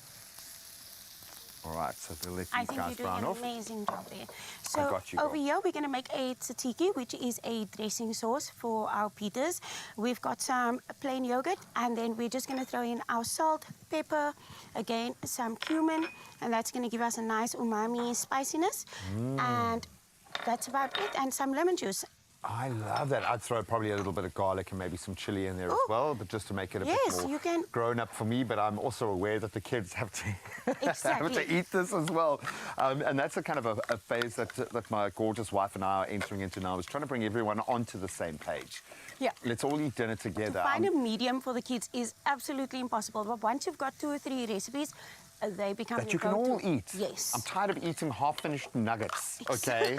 Okay, and smileys, Exactly. okay? I don't need to eat another smiley. Now, I love my smileys, but I love this freshly cooked, fresh produce so much Exactly. more. And it also teaches your kids the culture of cooking and eating and enjoying I know, food. and it helps you not see smileys every single day. So find that No recipe offense, that no works. offense meant, you know? Oh, brilliant. And that's Perfect. fresh, and that's going to have a nice zing to it as well. That's right. And then we compile. Now, is this where it gets interesting or messy, or where the family gets... Oh, I think you know split? what's actually cool. Get the whole family involved. I mean, less work for the chef. Everybody else, Exactly. put it on the table, have a build your own. Just throw it in the pita and have some fun. So first things first, I'm going to cut these in half, and then you and I can just do a half a... You know what? half I'm going to get the family involved so I can sit and watch my chicken. I'm going to ask Carissa, my young, rebellious teenage... She's the young, rebellious teenager in the family. You're going to create yourself a beautiful wrap because you've earned that right. Thank you. And how does this smell, first of all? Amazing. I could smell it from that side of studio. You wafted It's like across. a curry flavor. It's not almost. It is a curry flavor. Ooh, Back I yourself, love girl. this. And for this, you can marinate these chicken pieces in this beautiful curry and the oil literally overnight to really let those flavors absorb. But go and fill Yes, with please. your own delightful mixture. I'm throwing you under the bus here completely. No, I love because this. This I is don't my think kind I've of ever been meal. able to fill a pita with confidence in my life. I always overdo it. I also always overdo Yeah. it. Okay, let's see. All right, so follow our mini mommy I chef. am going to follow you. A little bit of lettuce. But I think you can do whatever you enjoy, because it's each to their own preference as to what toppings. It's more the and- ratios, yes. Shannon. Oh, 'cause the I'm ratios. like- Well, I'm bad with that too. Oh, Okay, a the little bit chicken of is carrots. looking beautiful, succulent. I understand what you Smells mean about amazing. sealing in that flavor. Keep as many of the juices that are natural to it in it, but then you get this beautiful flavor bomb at the end of the journey, and it is so simple to compile and put together. And don't you love the color on that? I know, Gorgeous. exquisite. Are you using chicken thighs or chicken breasts? Chicken breasts. But if you want a vegetarian option, you can use some roasted chickpeas. That's what I thought this was. Those add... It didn't mean throw the chicken out immediately. Like, I mean, you can That move on to one. that for the next one. That's for later. And as you said, Kai, if you wanted to keep it meat-free, push the boat out, have a little bit of fun, but you don't have to sacrifice the flavor. In Yes. fact, ramp up the spice. If you want to ramp up your spiciness, head over to expressoshow.com. Absolutely gorgeous. That You looks did good. yourself a massive, massive bonus there by not overfilling, splitting the I pizza. know, 'cause You- I can you actually ticked hold all my it. boxes. Well done, look at those. It's a gift of Cheers, love. Ching ching on the pizzas. Expressoshow.com is where you can find it. The Mini Mommy Chef is where you can find Shannon, and I suggest you do. Oh, this is looking good. Yeah. Lovely stuff. Some nice recipes to keep in your bag for the rest of the week. We're going to take a very quick break. We just met the man a couple of minutes ago, Sells. He's here, saxophonist. He's going to bring us some incredible vibes in just a couple of minutes. So stick around for that performance. And also, we're going to be chatting about one of the biggest racing events on the calendar heading your way is the Two Oceans Marathon. And if you're wondering why there's more and more runners at the break of dawn on the roads, well, that is exactly why. So we'll tell you exactly what you can expect and what the vision for the Two Oceans Marathon 2025 is. We'll see you after the break.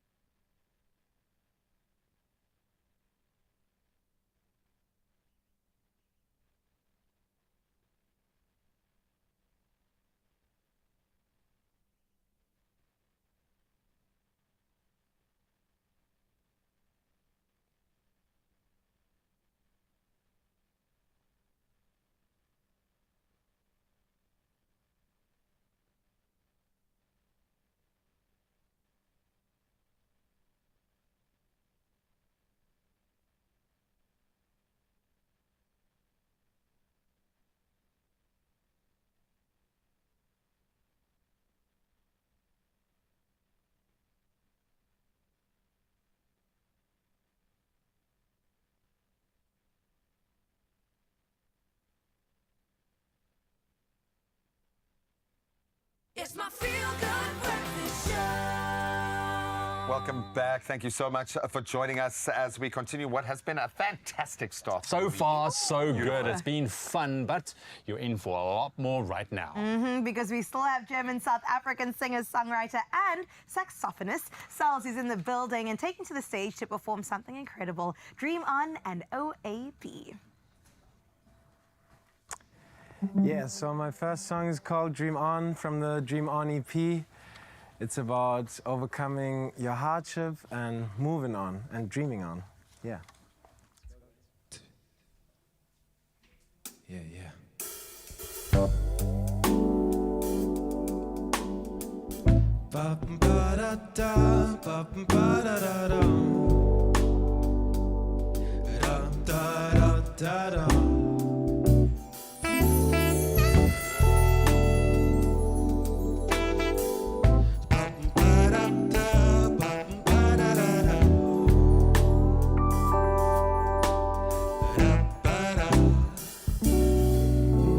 I know it's not that easy in your life. You wonder why your license like a fight. I don't know why we struggle time to time. But you got to move on. Creation loves you, child. Close your eyes, close your eyes. Creation loves you, child. Move on, move on. Creation loves you, child. Close your eyes, close your eyes. Creation loves you, child. Dream on, dream on. I know it's not that easy in your life.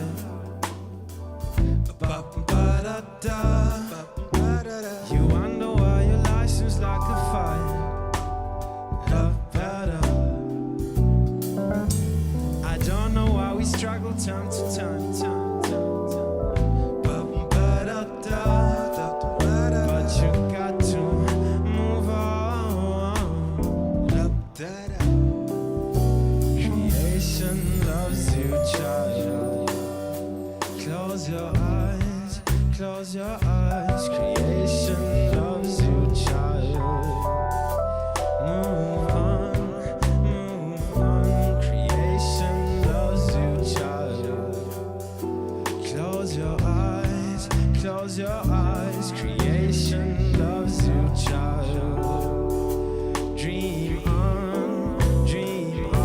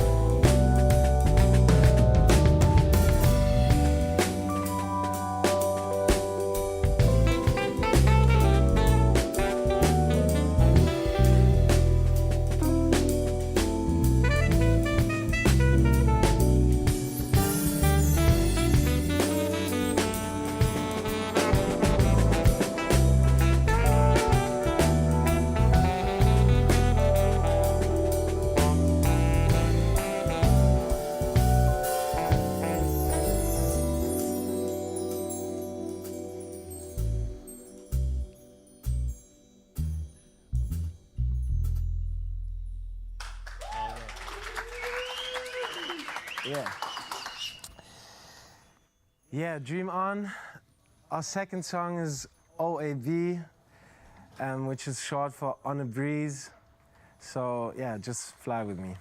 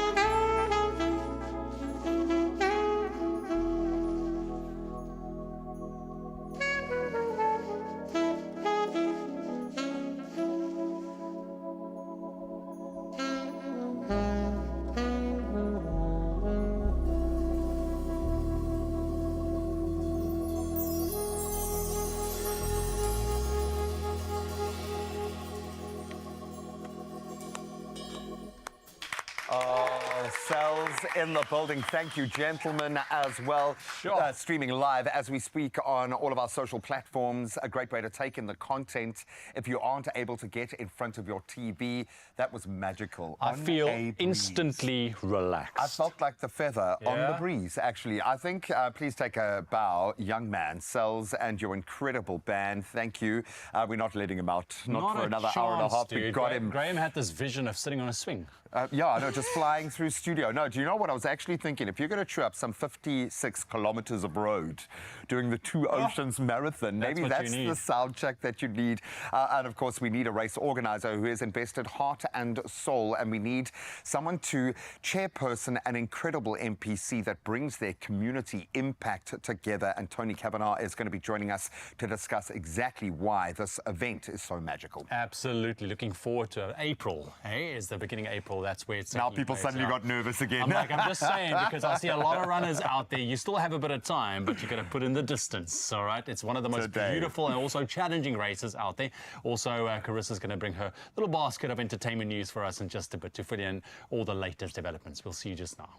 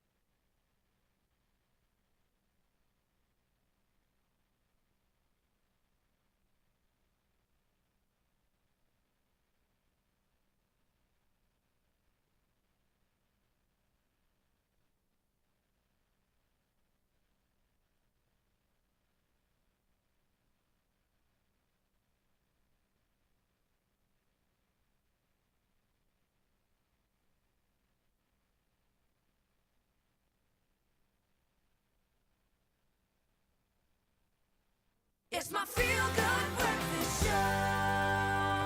Oh, welcome back. Good morning if you've just joined us. Where have you been? Maybe you were outside scritching, maybe taking in some miles because you're going to be taking on the Two Oceans this year. This morning we are joined by the incredible Tony Kavanagh, chairperson of the Two Oceans Marathon NPC, where the real magic happens, and with a vision of ubunye, leadership, expertise and passion for running, clearly still doing it. Tony is here to share what's in store for 2025 Two Oceans race and beyond, because there is a lot of beyond. So Tony, welcome to the show. Thank you so much, and thank you for having me today. Such a pleasure. I can't believe the Two Oceans Marathon is one of those, it's world renowned, you know. It attracts international people coming through, and particularly paying interest in this. 54 years in the making now. Yes. Unbelievable. Wow. You already gave me some words why I am not running, but yeah, Yes, at I'm your disappointed not to see the two of you in your running shoes. Yeah, hey, listen, I've been there and I've done it. Hey, I've ticked that box, and it was one of the best experiences of my life. I don't think you can get a more beautiful marathon. No, Let's talk about it. absolutely The not. concept ubunye, and how do you see it play out in this year's race? I mean, unity. Absolutely. So we have traditionally, so let's first start. This race is now in its 54th year of existence, and that is quite an achievement. So we need to honor the legacy, the people that have started this race, and to come to where we are today has taken a lot of doing. But we've still been very elitist focused, and we're moving towards a focus of total inclusivity unity, bringing everybody together. And that is what we want to see. We want to see people get off their couch, get into their running shoes. We want to see people of all ages move. And it's not, yes. just move. Get into your shoes. And the thing about running is there's always a misconception, what is a runner? And people feel, I don't look like a runner, I'm not perceived as a runner. The point is that if you are putting in the effort, they say running is hard. Yes, running is hard. But what is harder is the consistency and the commitment. So we are wanting to look more towards a focus of inclusivity and the unity, bringing everybody together. What was the first thing we did after COVID when they let us out our houses? We ran. Absolutely, we ran. We ran, baby, we ran. I think we ran, absolutely. These wide open spaces suddenly became a lot more significant. And you've got one of the most beautiful wide open spaces on the planet, let's be honest. Absolutely. It is without a doubt one of the most grueling events that you can take part in. Yeah, you might not notice the first 12 kilometers because it's just so beautiful, but when it kicks, it kicks. It does. What brings people back for the 56K, for one of the, when we look at the half marathon, one of the toughest that you can do? So take nothing away from those that haven't taken that next step. But what is it about this race?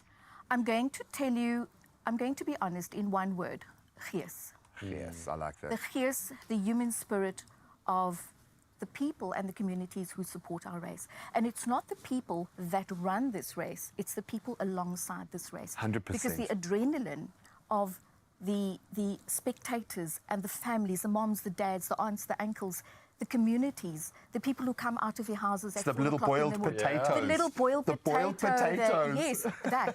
And what makes this race unique is that you experience that gees from the start. For sure. All the way through. All the way right to the finish. And it is phenomenal. So you literally are carried on the adrenaline of the people of Cape Town. And that is what makes this race so phenomenal. And people will drag you. The runners will drag you if you slow down. They will take you. For sure. Your legs have died. Your heart is telling your legs, you are done. You are done. Your mind is given up, but the people carry you. But I know from running as well, when you finish a marathon like that, that euphoric feeling that you get afterwards in terms of your completion, it's incredible. But I must say, I see people are dedicated because they are running out 4:30 in the morning, especially this morning. There's people out on the road, they're training. I love the fact that you mentioned gees, because when it comes to a race like this, it plays a phenomenal role. So in terms of gees, what can the spectators and the runners both alike expect from this year's race? Because I'm sure you are going to go bigger and better. Well, that's the point. If you're not better than you were yesterday, what are you doing? Is it even running? So, exactly. Are you even running? But it is more than running. This race is a legacy. We are building on the work that has been done before us. And in 2025, we want to look more to inclusivity. We want to look more at what are we doing. And we spoke, we recently spoke very closely about the generational shift. We have our older runners who were the pioneers of marathoners, and they the stalwarts of two oceans. And then we have our newcomers. We have the our millennials, and I don't really like to say the word, but these are our upcoming 10-year BNCs or blue number clubs. So we need to speak to everyone across our generational shift, and we need to be more cognizant of how we use technology, how we use visionary statements, and include everybody and appeal to what makes a runner across the board, not just for our older people, and they're not older because they are still running, but not just for the legacy holders, but also for our newcomers. And I affectionately call this race nappy to nappy. I'll tell you why. So nappy to nappy is because we have always had our nappy dash for the 2-year-olds, but this is the one event where you can run from 2 years old all the way until you're back in your nappy.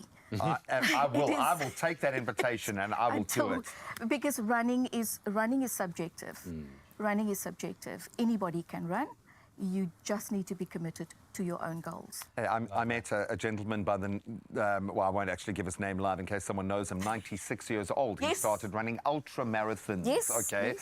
But you've got to have a roadmap, and you've created one of the most beautiful. So thank you so much to you and your team.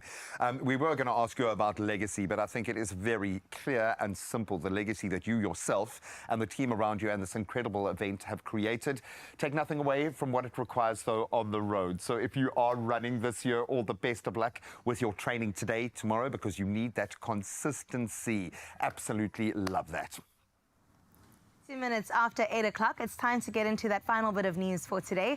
Let's start out with your national headlines, where Minister of Land Reform and Rural Development, Mzwanele Nyonso, has urged increased funding for the South African National Defence Force following the deaths of 9 members in clashes with the M23 rebels in the Democratic Republic of Congo.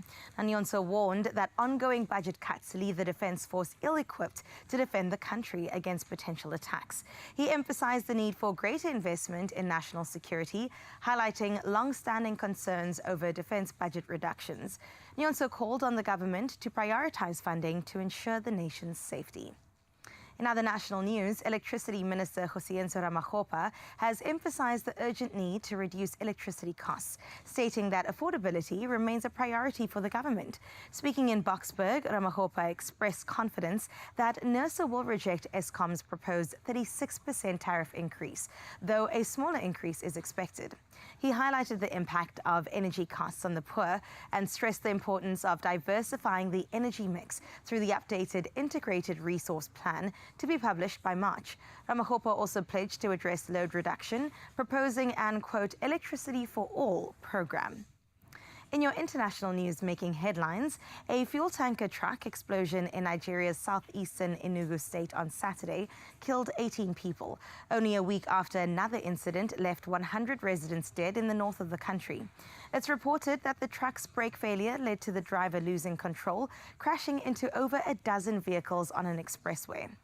10 people were rescued with injuries and 3 were unharmed. Tragically, 18 victims were burned beyond recognition. Fuel tanker truck accidents have become a frequent in Nigeria, often due to poor roads and reckless driving. Meanwhile, around 50 survivors of the Auschwitz-Birkenau Nazi death camp will return to the site today to commemorate its liberation on the 27th of January 1945. Heads of state, including King Charles, Emmanuel Macron, and German President Frank-Walter Steinmeier, will join them. However, it will be the survivors now in their late 80s and 90s whose voices will be heard as they share their stories. Now, their message is clear: to ensure the horrors of Auschwitz are never repeated. Temperatures remain above freezing, and a heated tent has been set up for the survivors. Closing off your last bit of news for today, we head into this story where, against the odds, Cape Town's Two Oceans Aquarium's Turtle Conservation Centre is giving sea turtles a fighting chance. In the wild, only 1 or 2 out of every 1,000 sea turtle hatchlings survive to adulthood. But with a remarkable 85% release rate, their efforts to protect these endangered creatures are nothing short of extraordinary. On their 8th annual turtle road trip this week, the team is headed up the West Coast, a hotspot for turtle activity, to connect with coastal communities. Now, through engaging presentations, they will be sharing knowledge about rescuing stranded turtles and inspiring locals to take action. Please to go ahead and visit the Two Oceans Aquarium's website to find a presentation near you and to join the mission to turn the tide for turtles indeed. Love that feel-good story as we close up your news for today. For now, though, we've got to delve into your last bit of sports. Here's the latest.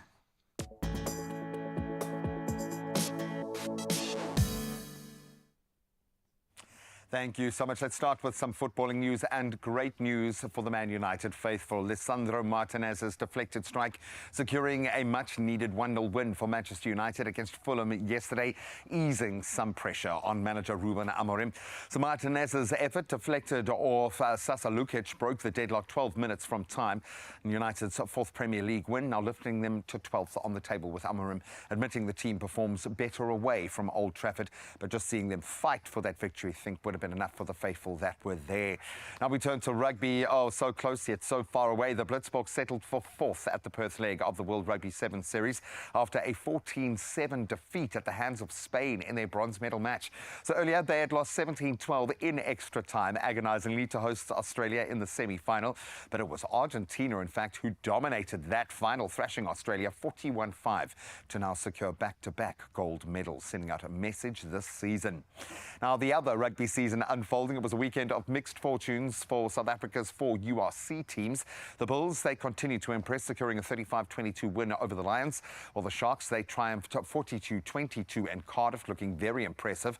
However, the Stormers, they fell 36-12 to Leinster, and then the Bulls now, as a result of that, third on the table, followed by the Sharks, and the Stormers and Lions still in the bottom half, albeit they do have some time, though, to catch up. Competition now takes a short break before returning in mid-February, although the Bulls and the Stormers will lock horns this Saturday in Cape Town to provide a derby just to keep us going.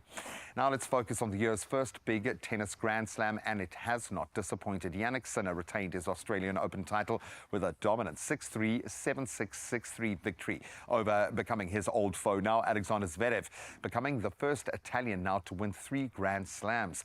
Elsewhere, 29-year-old Madison Keys, she stunned world number 1 Aryna Sabalenka 6-3, 2-6, 7-5 with the performance of her career to claim her first Grand Slam, ending Sabalenka's bid for a historic 3rd consecutive Melbourne crown. But 2 incredible finals boding well for the rest of the year's tennis. And that's where we're going to leave our sport for now. Let's get another traffic update.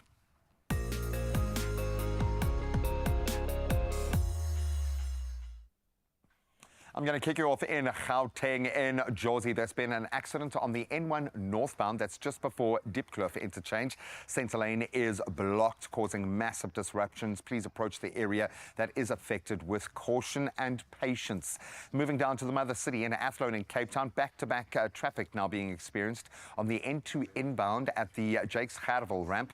Expect delays. Do plan your route accordingly, and whenever you are heading, please stay alert and just look after yourselves. That's where we leave our traffic for this morning. Let's get into the weather one last time.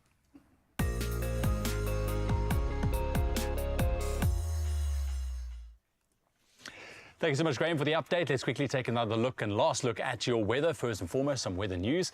The South African Weather Service has issued a yellow level 1 warning for damaging winds, making navigation at sea very difficult between Cape Columbine and Cape Agulhas from midday. Then fire danger warnings highlight extremely high fire risk over the central northern Cape and parts of the Western Cape, including Saldanha Bay and the City of Cape Town municipalities. Additionally, a heat wave with persistently hot temperatures will affect the northeastern Eastern Cape, southwestern Free State and central and eastern Northern Cape. That's your news in terms of your weather. Right now, let's take a last look at our sunrise view of the hour. And this one's beautiful, sent in by Nelson all the way from East London, where you can expect a maximum of 25 degrees. Nelson, that looks unbelievably beautiful. Calming, calming, calming, just as the music from Cells this morning that we have here this morning. I hope you enjoyed that performance as well, because I can imagine that music and that view going together hand in hand. Thank you very much for sharing. And for the rest, we'd love to see where you wake up and what you wake up to. You can send those photos to our WhatsApp line 063 408 8863. And with that, here's your temperatures.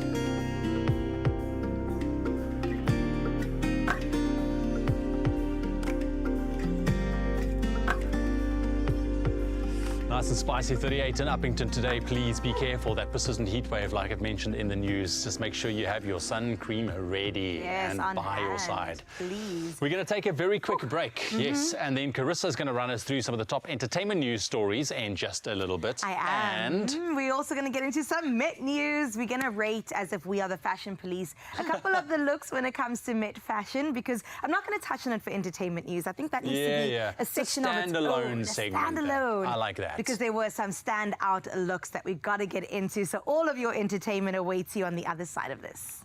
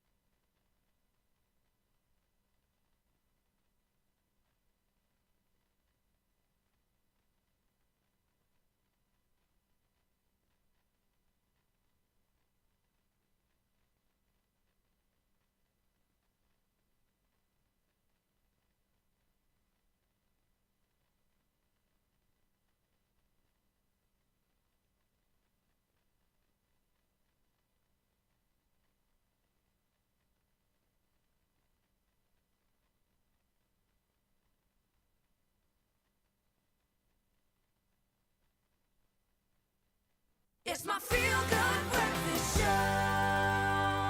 Welcome back. Hopefully you've still got a little gas left in the tank. I know traffic, heat, it's crazy out there. Just stay indoors because we've got you covered. No, in fact, what we are covering is what the stars have been up to. And, of course, I suppose New Year, everyone's got traction now. Everybody's been busy. You look like a child before Christmas morning right now. Spill the beans, girl. I'm going to spill the beans. I'm going to spill the tea. I'm going to tell you everything, but we got to get started in our streets, in the local streets. This story went crazy. I think people are very interested in luxury influences, right? In South Africa, because, I mean, it's not the average person that can afford designer clothing, bags, whatever it may be.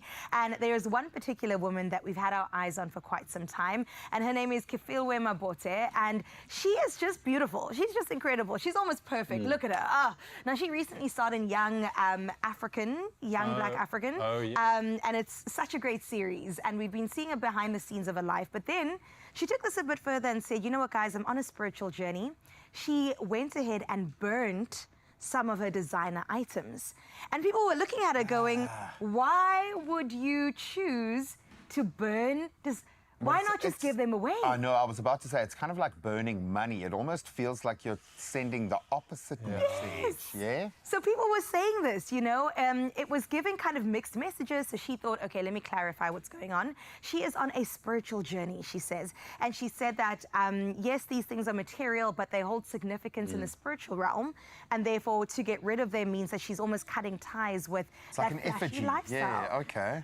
Which I understand, I completely get. I also come from a spiritual background, and so I know how much weight these things carry. But I'm just going, let that be somebody else's responsibility. Give it to a charity and let them carry the burden. Awful. I think we can say what we want, you know, but if that is what it takes for her to achieve healing, then it's, I guess it's okay. Yes, it's hard for us to wow. It's hard for How us the to roles see. have changed. Mr. Spicy Pants over here from last week is now the sage. I'm just seeing, because I get it. People are on different paths and different journeys. Will it last, though, is my thing. Is this that's the remains trend to be now seen. that is being met? And 6 months from now to a year, will we tip back into I'm selling myself because of what I have access to? It'll be interesting to watch that journey, but more power to her in that healing journey. I like that. I do feel, look, it is hard, because personally, if it was me, I would give it away. Yes. You know, but I'm not on that journey. But we're not in her shoes. Exactly. Well, absolutely love that, and we wish you all the best on your journey. I know it says somewhere in the Bible, and she comes from a Christian background. You've got to work out your own path and your own salvation. So all the best to you, and we really do wish you the best, Kafilwe, on this one. Let's move from a one-star to yet another. We've got to talk about Angelina Jolie and Brad Pitt, but not necessarily them. The last thing we touched base on was that they separated officially in 2024 December. But let's talk about their daughter, Shiloh. Yeah, yes. Who came out as they, them not too long ago. I'm not sure of their pronouns right now, but I'll just keep it neutral. They really are into dancing, and not so much in the glam space. 2021 was the last time that we saw them on a red carpet, and they really are into the dancing. So we saw them stepping out in Hollywood. This is her other daughter, Zara, and she really enjoys the spotlight, which I love for her. But Shiloh is a dancer now and really loves to delve into that space. So we recently saw them in sweatpants, a hoodie, post-dance class. And it's really nice to see, you know, them just pursuing maybe their own path outside of Hollywood. I was about to say, I mean, how hard must it be for these kids to have parents like Brad Pitt and Angelina Jolie, and then still have to function in society? It's a lot of pressure, but I'm glad they're doing stuff that they love. Yeah. And all the mess that has been circulating around this particular couple, when you are making newspapers money every single day, they are looking for ways of putting you out there. So she must get followed by paparazzi everywhere, or they must get followed by paparazzi everywhere. And I think for Shiloh, a very challenging phase of life to go through during a very challenging phase of life. Exactly. So compound challenges there. So just happy that they are happy and finding a place in the world. Yes, completely. exactly. I love They also dropped the Brad Pitt surname, so it's just Shiloh Jolie for now. And that kind of gives us an idea about their relationship. So we don't know what's going on in terms of the details of that, but again, wish them all the best on their journey. Well, moving from that, we're kind of sticking in Hollywood, but on the theme of Black excellence, another great movie is going to come out really soon, directed by incredible woman, Gina Prince Blythewood. And I can't wait to see this happening. She's filming, or at least directing, an adaptation on a book that many people love. And this is the best-selling novel called Children of Blood and Bone by Tomi Adeyemi.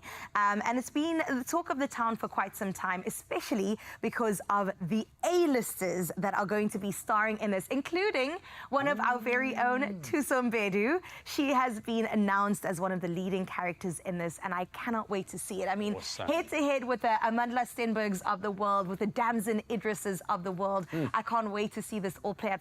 Viola Davis is also rumored to be part of it.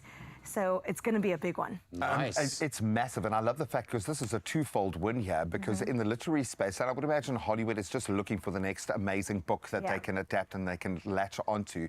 But this speaks to a whole different level of connection, of representation. It is awesome. Tisu, we love you, girl. Oh, my goodness. Just so cool. I actually got to meet her at the L'Oreal event, and she is just such a superstar. I mean, just owning her space right now. She is just everything. And just seeing her go from strength to strength kind of reminds us that, yeah, we can do this. Yeah. We definitely have got this. So, also, he's my favorite. Don't tell my man, but I absolutely love Damson. Awesome. You can see in his eyes that he knows he's your favorite. And I was hoping you'd say I'm his favorite, but we'll move on to Trevor Noah. Maybe I'm his favorite. We love ourselves some Trevor Noah. Speaking about South African excellence, and he is set to host the 2025 Grammy Awards for the 5th consecutive year. Like, that is just next level. And I just think that he's doing so much right, but there have been some critics that have said, okay, guys, 5th time running, can't you get somebody else? Yeah. Boo. You guys are playing it safe. Yes, he's playing it safe. But he is a fantastic host. He is witty, he is funny, he's political in the best way, and he actually has something to say. He does. Oh, completely. And I think America appreciates his voice from within America. He has very proudly embraced their culture, their politics, so that he can speak with authority. Yes. I think we know him to be funny. He is incredibly competitive. But I think where people don't, or maybe we do underestimate him, the intellect behind everything that he says and how much he thinks about the kind of commentary that he's offered. And obviously he's had to because he's come out of a very political kind of space, the Daily Show in the US. But far beyond that, he's been able to just remain this lacquer South African guy, somehow playing around on the biggest stage of them all. Huge. The Grammy stage is something that will go down in history, and I just feel like there isn't anyone better to do this. I mean, they have set the bar so high, I don't think anybody has made it yet. That's why they're like 5th year, 6th year, 7th year. Let's go for it, Trevor Noah. I'm here for it as a South African. It's so great to see. And then, who knows, maybe we'll step onto that stage next, you know? He's opening the door, and we're welcome to step in. Exactly, kicking that door down, smashing through that ceiling. I love it. Love the South African connection throughout that as well. Absolutely love it. How do you feel about that, Mr. Spicy Pants? Dude, Mr. Spicy Pants is proud. Yes, yeah, but Carissa said that next year is your year. Next year, the sixth year is my year. It's my year. On the radar. On the radar. I'm looking forward to it. All right. Well, maybe this will help you out getting there. I don't know. Tell me more. Because we really do want to set Carissa and yourselves up for winning at a home, and you can do that by playing daily Lotto for an estimated 480,000 Rand jackpot this Monday. That's today, so don't miss out. Yep, you can get your tickets right now. In fact, you can do that online, nationallottery.co.za. When the shops open, you can go in-store. You can use their mobile app. You can use your cell phone banking platform, pretty simple. Or you can simply dial *120 *7529# for USSD. Easy peasy. Absolutely. Easy peasy lemon squeezy. All these details are on our Expresso social pages. Go and check them out and then play Daily Lotto for an estimated 480,000 Rand jackpot. That's a lot of money for your chance at winning big. And if I win, you'll know it because I'll be on that Grammy stage, okay? Or maybe in front row in the seat watching, but you're there. Either way, I'll be enjoying it. All right. Well, we're going to take a very quick break. Don't go anywhere. We did tease you that we're going to show you some of the top Met looks. Carissa's as well. Yeah, I'm the number one look. She's the number one. So we'll run you through what went down because it was an amazing event. And then we are back in the kitchen. We've got a beautiful slaw, something fresh with a bit of chicken just to get you going this morning. We are keeping it nice and healthy, but we are not sacrificing the flavor. Oh, I like that. Kitchen, chicken. You enjoyed that too much. Kitchen bites.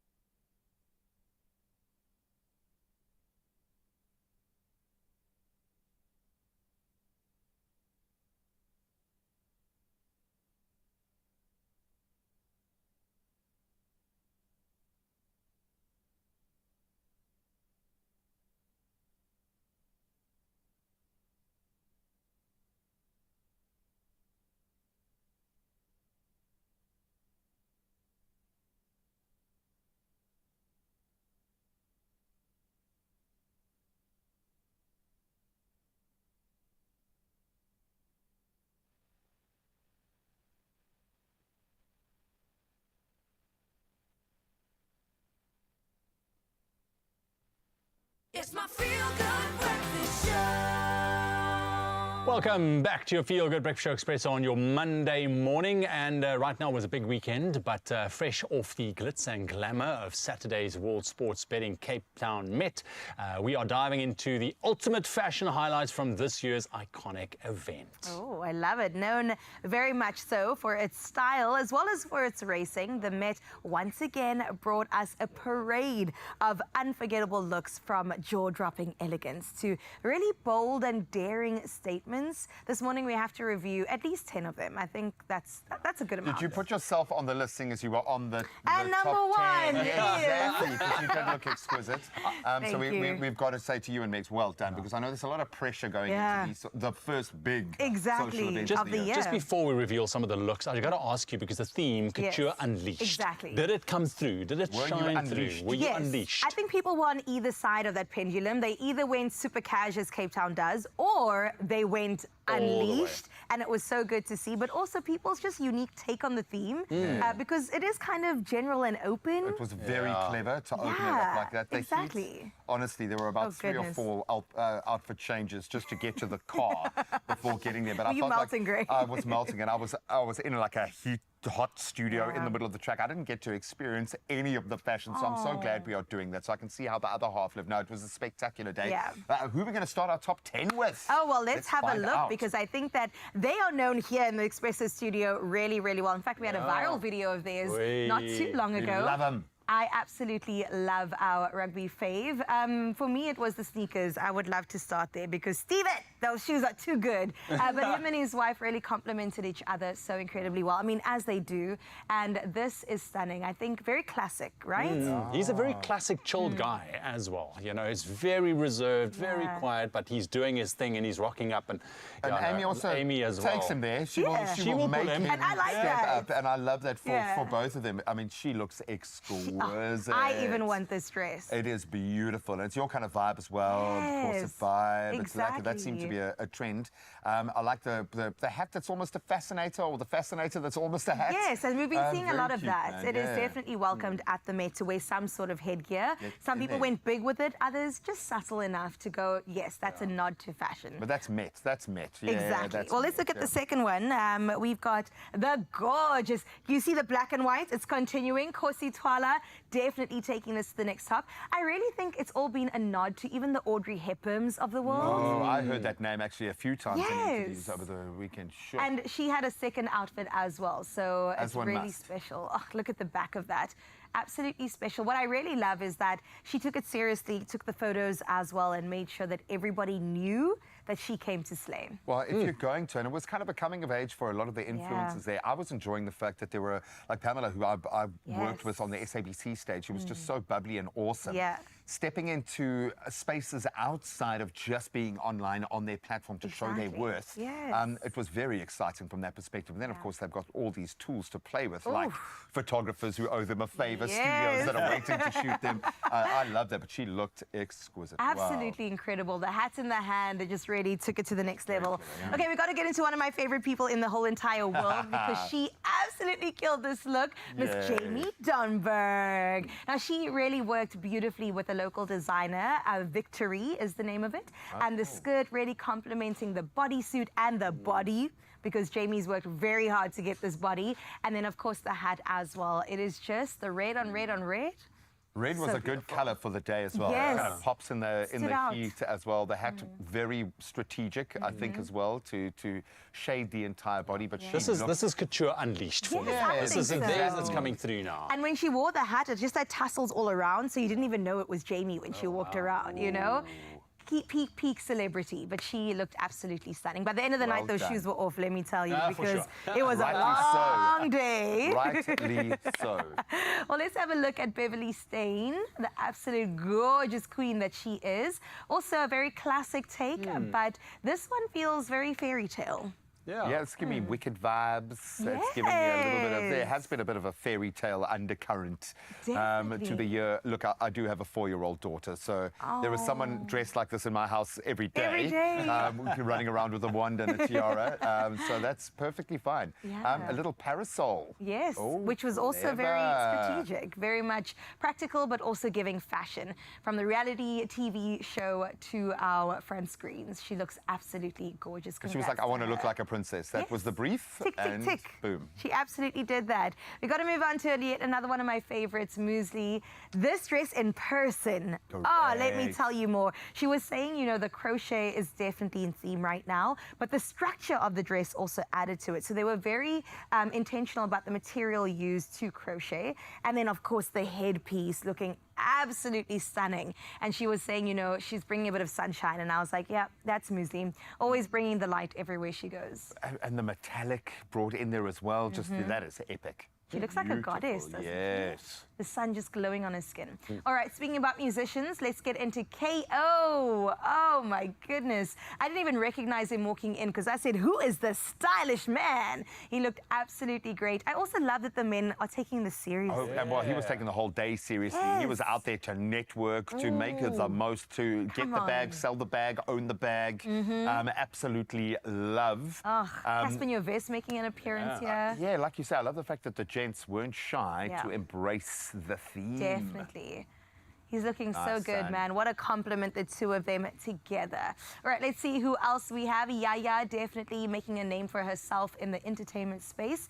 Absolutely loved this take. The feathers, very playful, you know, with the headpiece as well.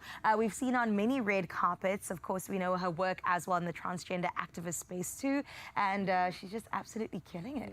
It's beautiful, a very classic race day outfit. Yeah, a beautiful The blue shot as as well. well. Can we, heads up to the photographer there. Absolutely Yes, beautiful. just looks powerful. Then I got to work with Natasha Yobert, who I have a feeling might find her way to our show soon. Love it. She loved being on camera, loved being there. This was also her first. Was taking it? Oh Really? my goodness, and look how good she did it. I also got a chance to talk to her. And can I tell you that former Miss South Africa just loves to get down. We were dancing.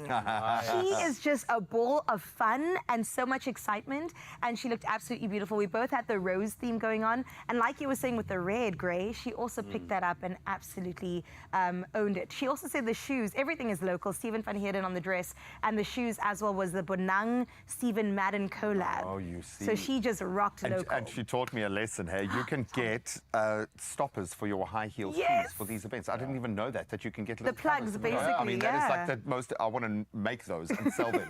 Okay. Well, That you was definitely just have your absolutely market amazing. for No, it. she is just, like you say, so bubbly and lovely. It was great to connect with her on the day. Absolutely love it. Okay, we have to touch on Casper. We didn't give him his moment in the sun enough. He looked absolutely great and classic. He was telling me he tailored this outfit to his body. And we all know he's been working out quite a lot. So definitely needs to show off those guns and show off what he's been working with. And the gold just really made him look royal, you know? Needed Like something to Mufasa match is. the jewelry. You know what I'm saying? And they And he is definitely looking look like royalty. Look Yeah, at it that. does. Very smart.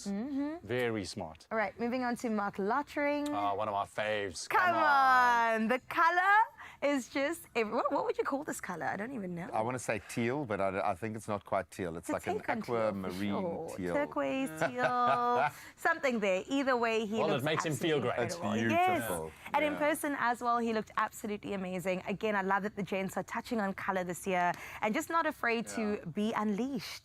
For sure. Well, let's And look he's at been Lala busy, Tuku. so I hope he had a good time on Lala Tuku. in the blue. And she's awesome. Obviously, she carries a lot of weight within the SABC head of video. She does a huge amount of work behind the scenes. But what I loved, interviewing a lot of the key people bringing this day together. Again, powerful women living what they are representing. Come We on. spoke so much about representation on the day as it applied to the fashion, as it applied to the sport, to the jockeys. But it hit me that the structures behind were also representing. Come on. So to see women shine in that way, absolutely amazing. Yes. So absolutely loved the fashion on display. Shout out Well to Lala done, man. Tuku. Also, women in sports, please, more of this. We'd love to Yes. see it. Everybody looked absolutely incredible and definitely had their unleashed moments. So I just Congrats missed your to that picture top up there. 10. It's fine. We know I was number one, We okay? Like we said, from the bold statements to the classic looks, everybody just looked absolutely incredible. Speaking about looking good, Sorry, you see? There, thank you. You ask and you shall receive. There you know we what? go. Can I Just just for say, you guys it's who the wondering who nails. missed it earlier. It's the details. It's There the we nails go. with the hats This and the is- dress and the shout out Meg. Absolutely And the loved ringlets, this. and the ringlets, And the ringlets. Thank you, Gray, on that one. There's us There you dancing. guys dancing, look at that. Jiving. Very cool. Man. You had a ball, man. I had a good time. Some top fashion, yeah. Look, Cape Town represented this past weekend, that is for sure. All right, that's a lot to digest. We're going to take a very quick break. When we come back, quick fire questions. Our musician of the day is still here, Sells. He's here, and yeah, let's get to know him a little bit better. We love our round of quick fire questions. And can we go back to the kitchen? The kitchen, yes. Let's go there. Ready to unlock your potential? Stadia Higher Education can help you succeed with flexible and affordable learning options, offering world-class qualifications in fields like teaching, commerce, and law, both via distance learning and on campus. Join over 50,000 students working for a brighter future. Plus, stand a chance to win a one-year tuition bursary of up to 120,000 Rand. Scan the QR code or visit winnerday.co.za to enter. Competition closes 31st January. T's and C's apply.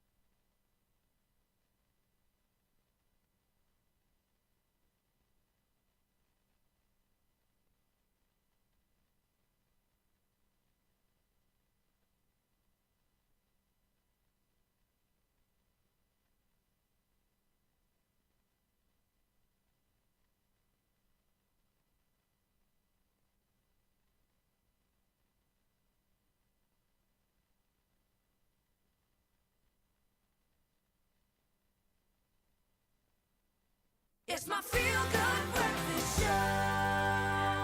Welcome back to your Feel Good Breakfast Show. It's so good to have you here right now on Expresso on S3. We're about to get into something good. I feel like he's a little bit nervous, but don't worry about it because I don't want him to think about it too much. We still have Sells in studio with us, and we've got to ask him some quick fire questions. Yeah, we're just looking for honesty, Sells. Just honesty. First thing that comes to mind when you hear a question. So let's kick off.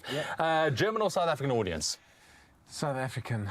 Really? Tell us why. Tell us why. Nice. Because they're South Africans and they have more power and are not as shy and like not shouting, reserved. We not out as there. reserved. Yes. Girls are really reserved.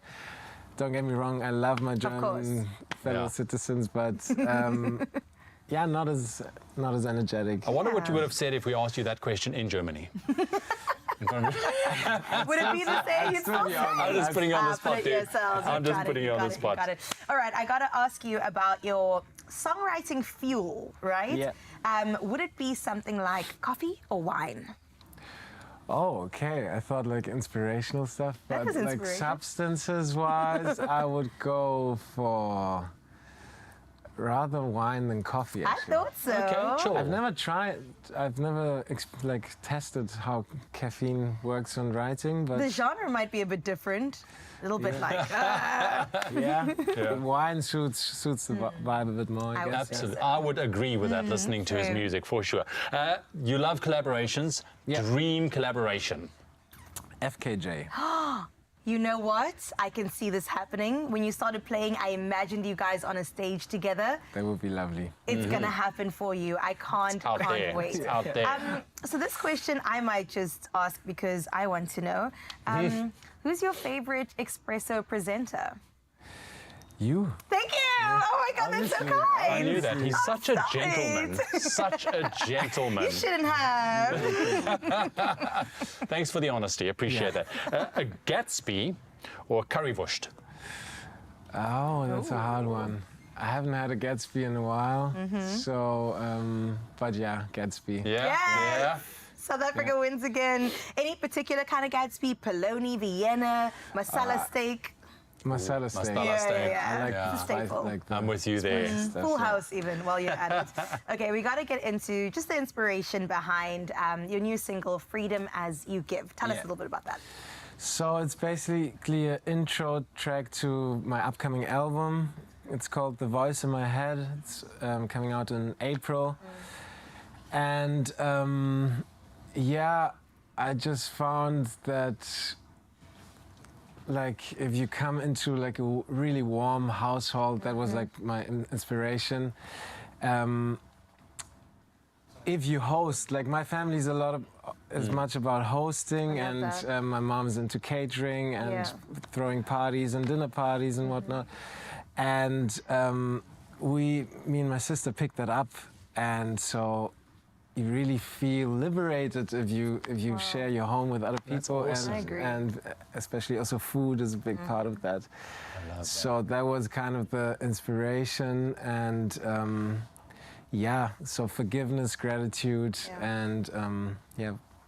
Fantastic. No, that's Fantastic. stunning. I It's a love very that. deep, answer to that song. I love that because you can feel that in the music as well. All right, on a lighter note, favorite saxophone riff, do you have one that you always gravitate to? Because you can show us. I've got Lucian on standby for you. Oh, he's got it. Now you're putting me on the spot. Favorite saxophone riff? Or you could just make one up. That's in a sentimental mood. John Coltrane. Yes.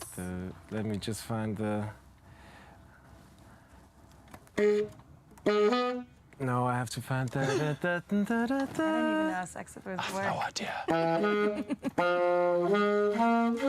There we go.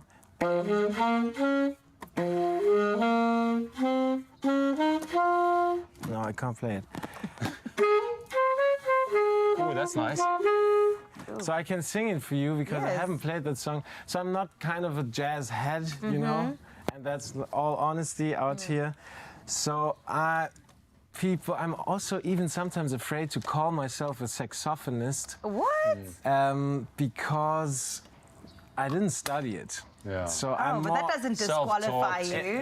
In my bio, I call myself a saxophone talent because I have my own way of playing. Yeah. And I mainly play like my own stuff, and so yeah, and I can't play like I can't play bebop and that stuff. Yeah. Maybe one day. Yeah. But there's so much in the music. Like being an artist means to be an entrepreneur. That's like my greatest strength, to actually push the business side of I things love and write that. songs.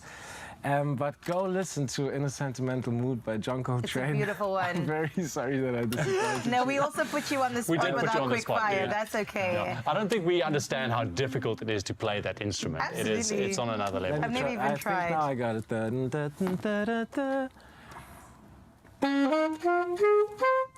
There we go.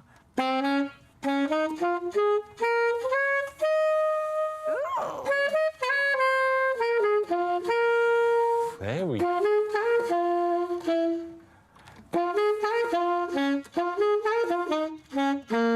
Okay, I remember Oh, now. wow. Okay, look at it coming back, man.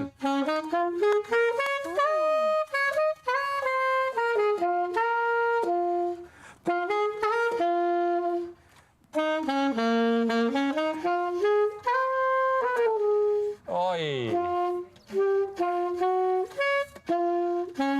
Oh yeah. Come on. Yes, That deserves please. a round of applause. applause. And what a way to usher in the kitchen, because we got to get in there once again. Ralph standing by to give you a delicious recipe to add to your repertoire.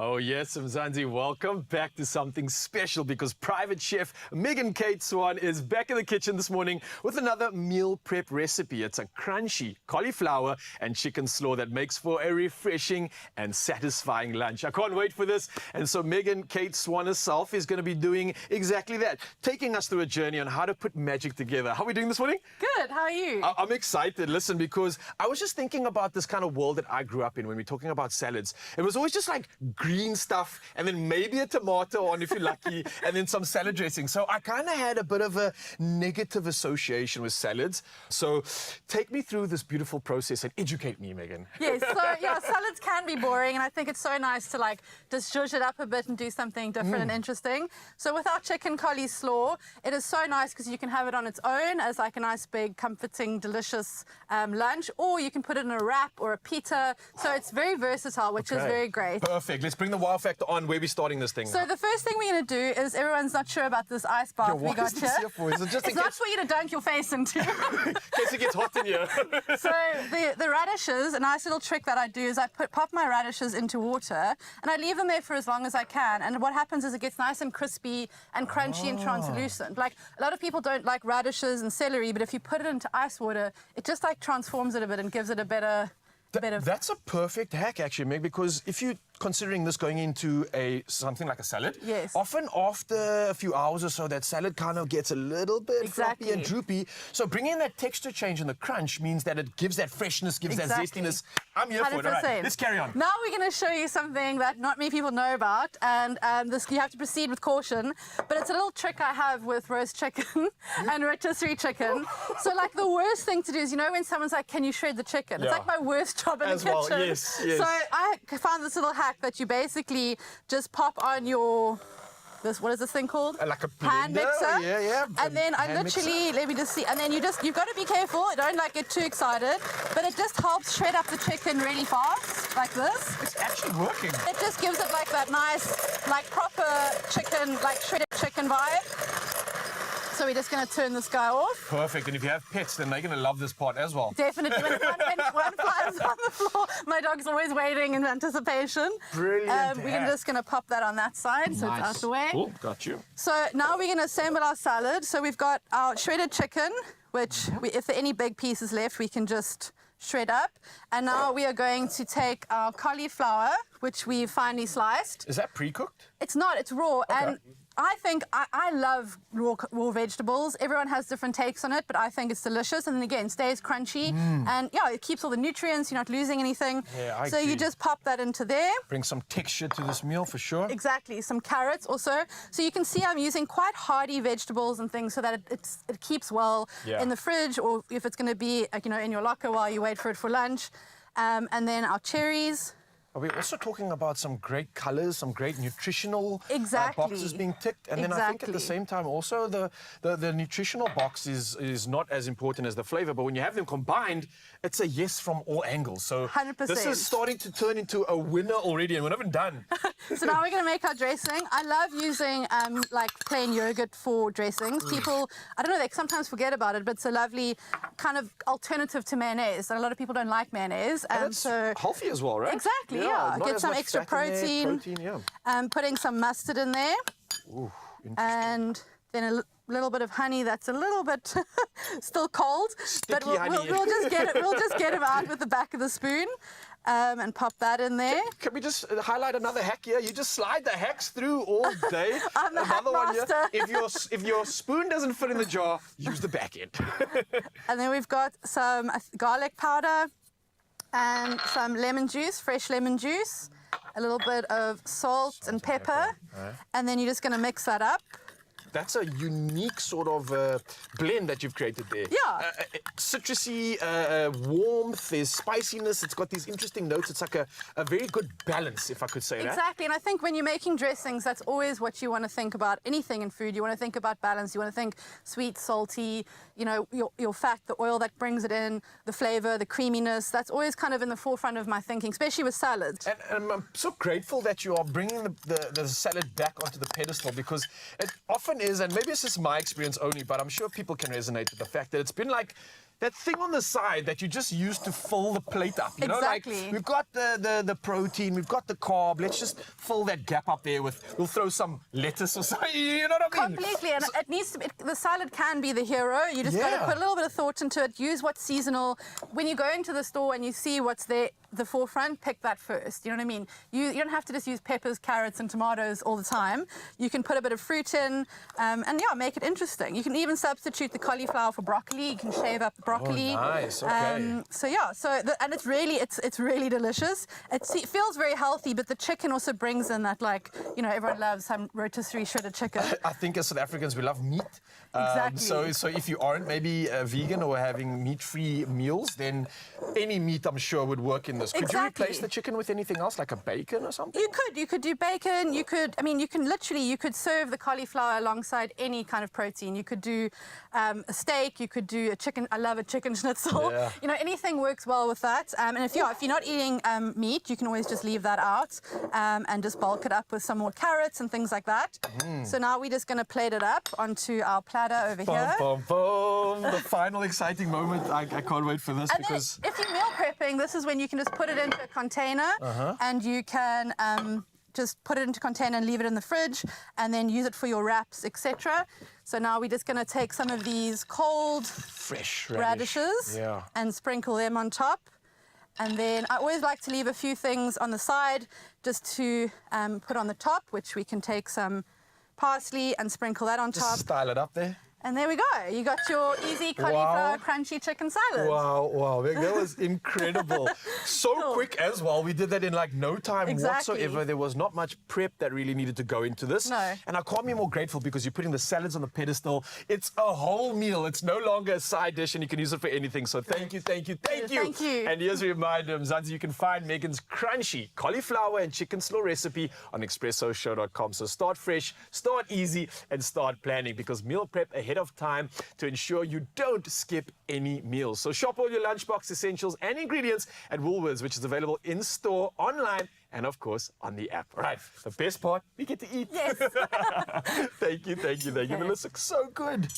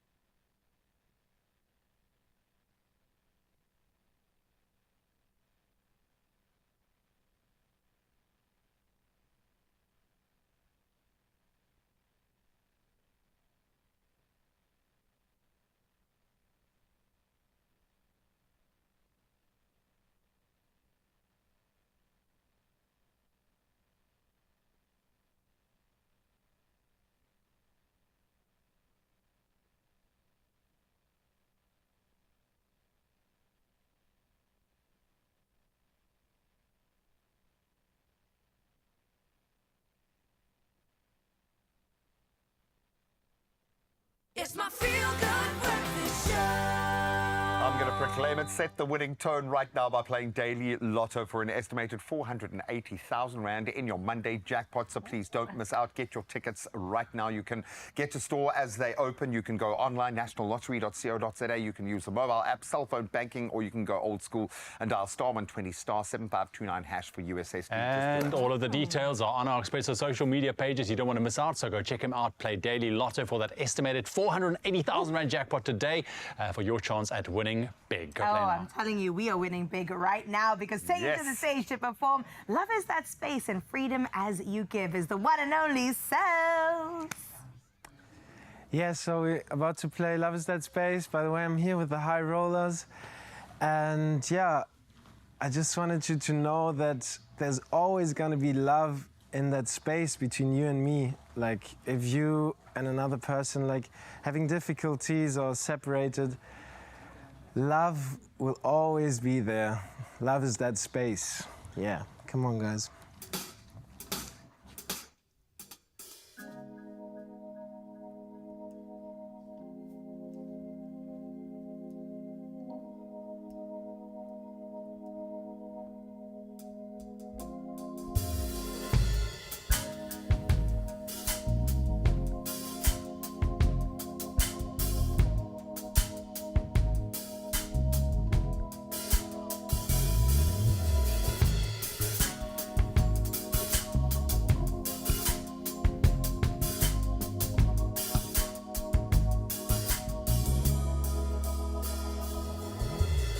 There was an island on the river, it felt so heavenly.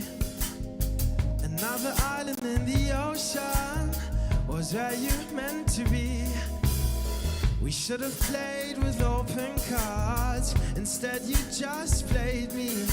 I had my part, you turned my heart, now who the hell am I?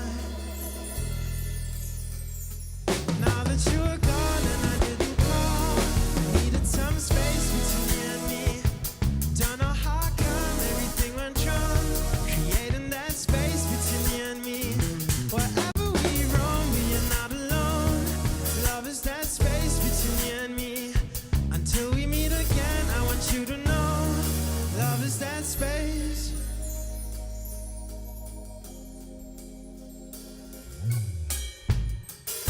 I tried 1,000 times to make up my mind. I never thought that I would find her kind, and our connection was divine. Our souls would intertwine and never, never unbind again. Now that you are gone and I didn't call, needed some space between you and me. Don't know how come everything went wrong, creating that space between you and me. Wherever we roam, we are not alone. Love is that space between you and me. Until we meet again, I want you to know, love is that space. Now that you are gone and I didn't call, baby couldn't call, but I wanted you to know that wherever we roam, needed some space between you and me. Until we meet again, again, again, again. Love is that space.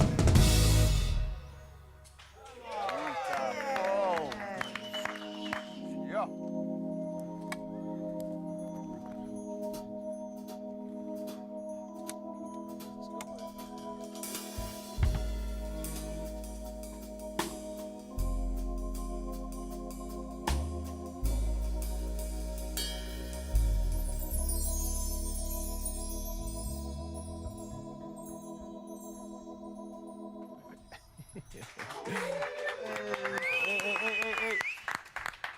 Wow. We love you guys so much. We'll see you tomorrow. Mwah. Adios, muchachos. Wow.